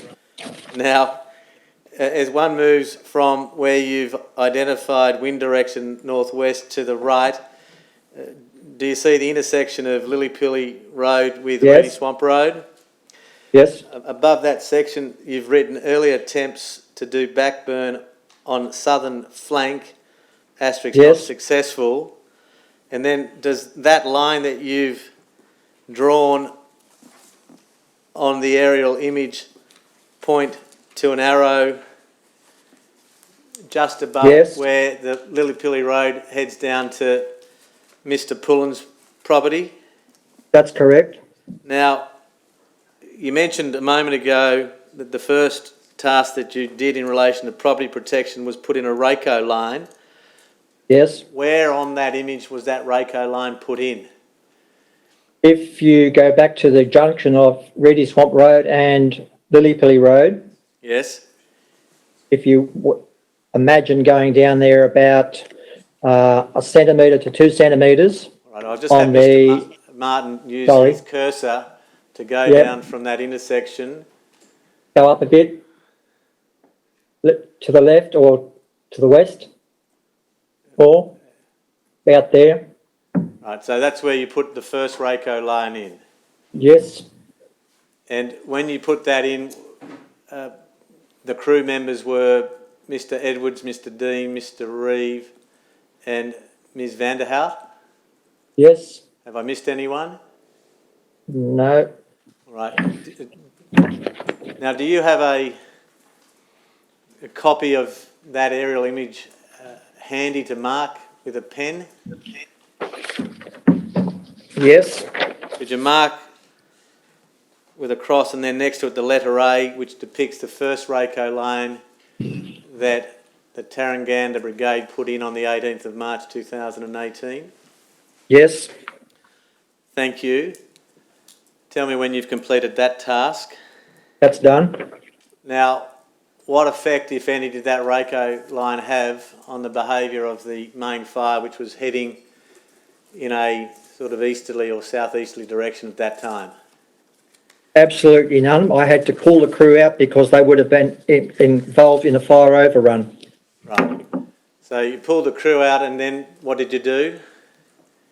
we proceeded, continued to go south Down Lillypilly Road, along, yes, right, to a point where, doing the best you can, where you next implemented a strategy. we would have tried a bit about, I'll put another cross. Well, we can't see what you're doing, so if you could just please look at Yeah. the image on the Yep. screen, and we'll direct Mr. Martin's cursor. You've travelled south down Lillypilly Road. Go west, up, west. Sorry, a little bit high, a little bit lower, south, down the track, closer to the track. Yep, about there. Right, and could you mark that spot, please, with a cross and B. a B, thank you. What did you do at that point? Same thing. Another RACO line? Yes. Same crew members as before? Yes. All right, and what effects, if any, did that RACO line have on the main fire front? None whatsoever. Right, what did you next do? We retreated down to the houses on Lillypilly Road at the bottom. All right, so we head south down Lillypilly Road, we take that corner. Keep going round and keep going and south down the other road. Yep, down to the buildings at the bottom, or you can't see it on that ish. No. And what did you? Just off the map. It's 1502. Now, when you got, that's down towards Mr. Pullen's property, is it not? Yes, we went down to his place. And what did you do around his place? We were looking at the person who lives along the other road that comes down. That's going northeast of Peter Pullen's place. And did you put any RACO lines or undertake No. any other strategies in and around that area at that time? No, we had to get the resident out of his house because that was now in the line of fire. Thank you. Now, about what time of the day are we talking about now? It has to be before 4 o'clock because about 3ish, I'd say, because Ryan and Baden were still there at that time. All right. Now, was the fire in that sort of area of Lillypilly Road just above Mr. Pullen's place, where the track is, which you used as an escape route later on, was that then a flanking fire that you were encountering? Yes, when Peter Pullen asked us to go to a shack or whatever it was up in the bush where he had 2 cars and a boat, he said, can you go and protect that? And we informed him that it was already too late. The fire had already encroached on that area. Okay, thank you. Now, did you put in another RACO line? No. Right. Around that area, did you put any RACO lines when Mr. Dean was still a member of the crew? No, not to my memory anyway. Do you see where you have the arrow where you've said earlier attempts to do backburn on the southern flank? Yep. I just want to ask you this. Did you put in a RACO line about that position between perhaps 3 and 4 or not? 3 and 4. Well, when No. when Mr. Dean was on the scene. No, he was gone by then. All right.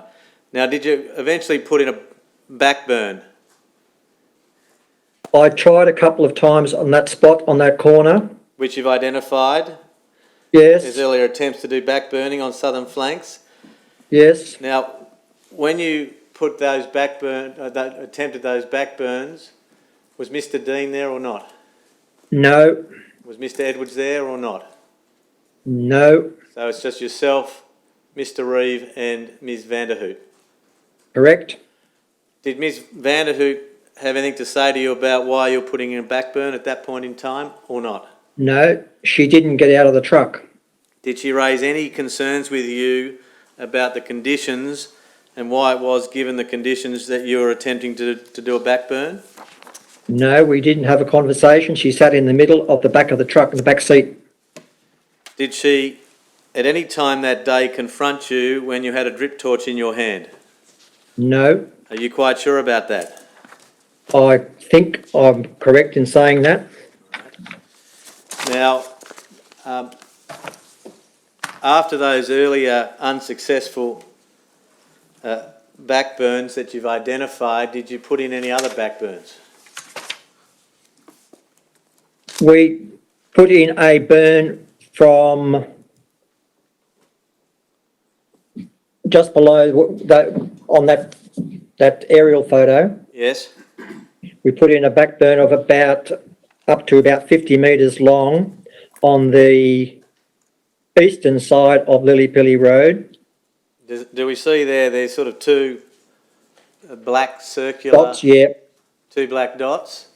Yep. A backburn was put in there of about 50 metres, was it? Yes. And was Mr Reeve and Ms Vanderhoot part of that backburn operation? Yes, they were. And how would you describe that backburn? Was it successful or unsuccessful in your opinion?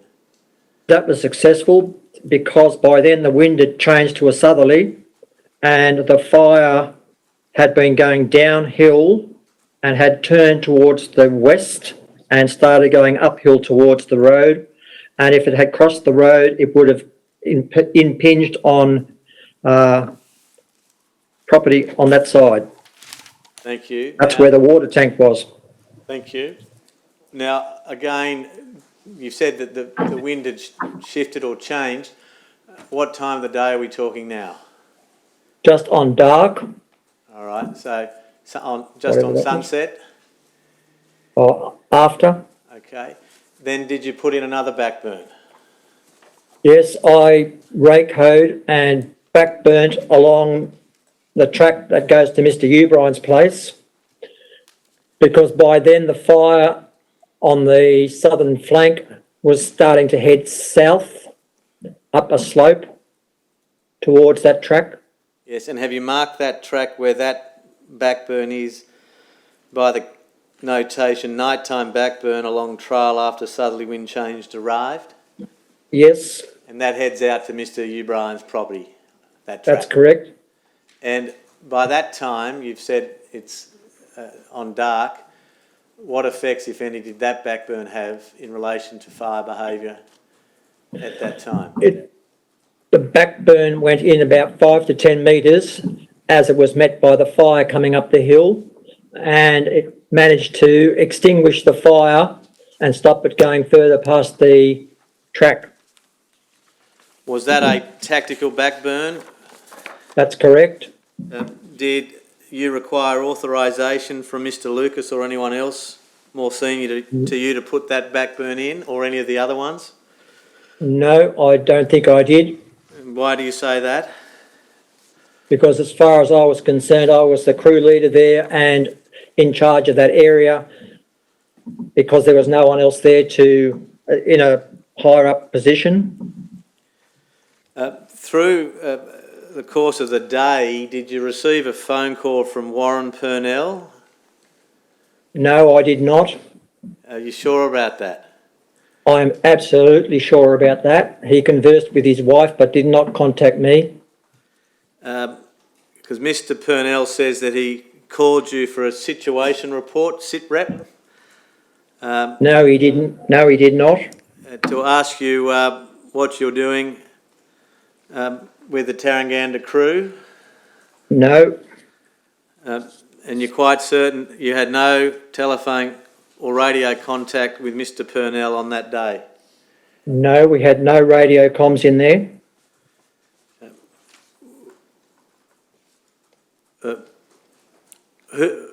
How were you receiving communications from the incident controller, Dave Lucas, throughout the course of the day? I did not hear from him for the rest of the day after he left. Right. That strikes me as a little unusual. Did it strike you as a little unusual?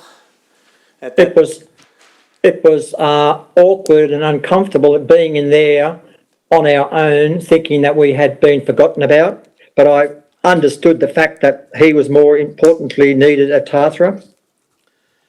Did you make attempts throughout the course of the day, 18 March 2018, to contact Mr Lucas?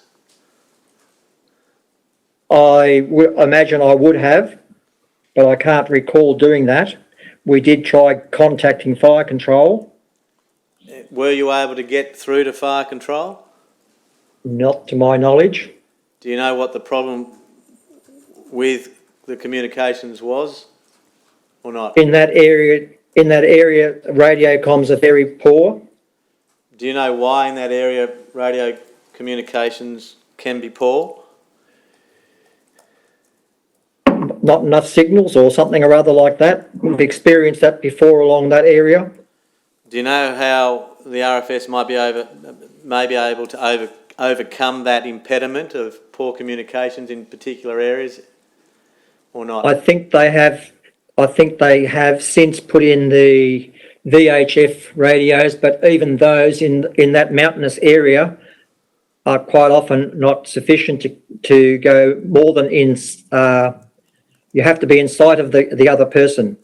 As soon as you go across a mountain into a valley, it doesn't work anymore. Were you able to get a mobile phone signal throughout the course of the day or not? I didn't try. Do you know whether anyone else in your crew did? Well, obviously, Kath did because she was talking to Warren. Did you utilise? Could you have utilised mobile phone with fire control if needed to, or not? I suppose so. Yes. Did you feel at any time throughout the course of the day that you were in effect left to your own devices and were vulnerable, or not? Definitely. Tell me why you held those concerns. Well, it was almost like we were forgotten in there. With the fire the way it wasn't exactly a comfortable position to be in.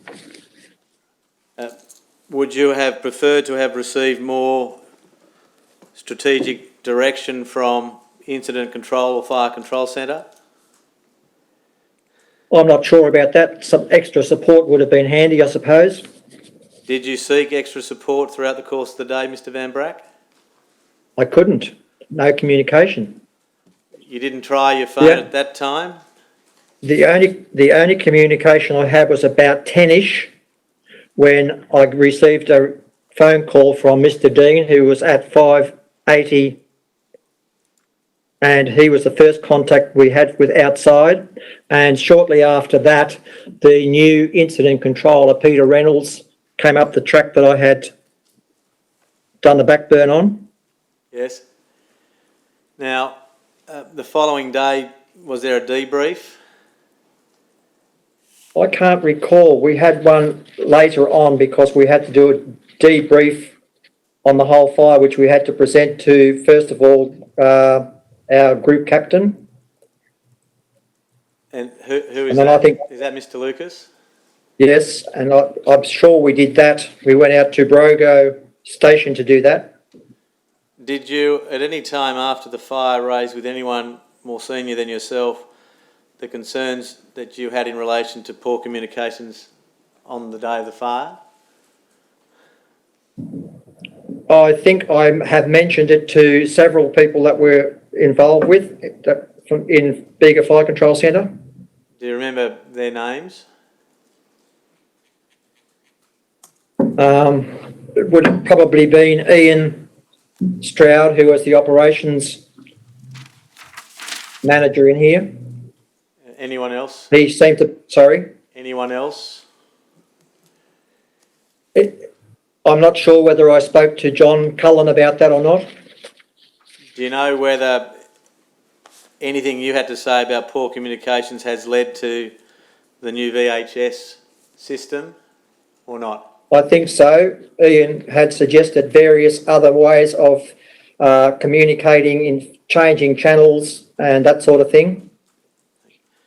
At any time after the fire, did anyone raise with you concerns that they held in relation to you putting in backburns in and around Lillypilly Road? I had a conversation with Dave Lucas, who's thought that maybe I shouldn't have done that without permission. And then I explained to him that it was a tactical backburn and it needed to be done to save property, life and property in that area. And when you had that conversation with Group Captain Lucas, what did he say in response? I think he was okay with that. Was that the last you heard of that topic? Yes. Until now? Yes. Yes. Thank you for your time, Mr. Van Bracht. Thank you. Can we just ask Mr. Bracht to look at the map and show us where the lean-to and the boat is, please? Yes. I'll have my instructing solicitor bring up your map number 2, page 1502, up on the screen if it's easier for you, Mr. Van Bracht. Now, you mentioned Mr. Pullen mentioning to you a boat and some vehicles. Yes. May need some protection. Yep. On the map that you've been marking up, and I think we got to the letter B, can you mark, if possible, on that map the location of those assets with a cross and next to it a letter C?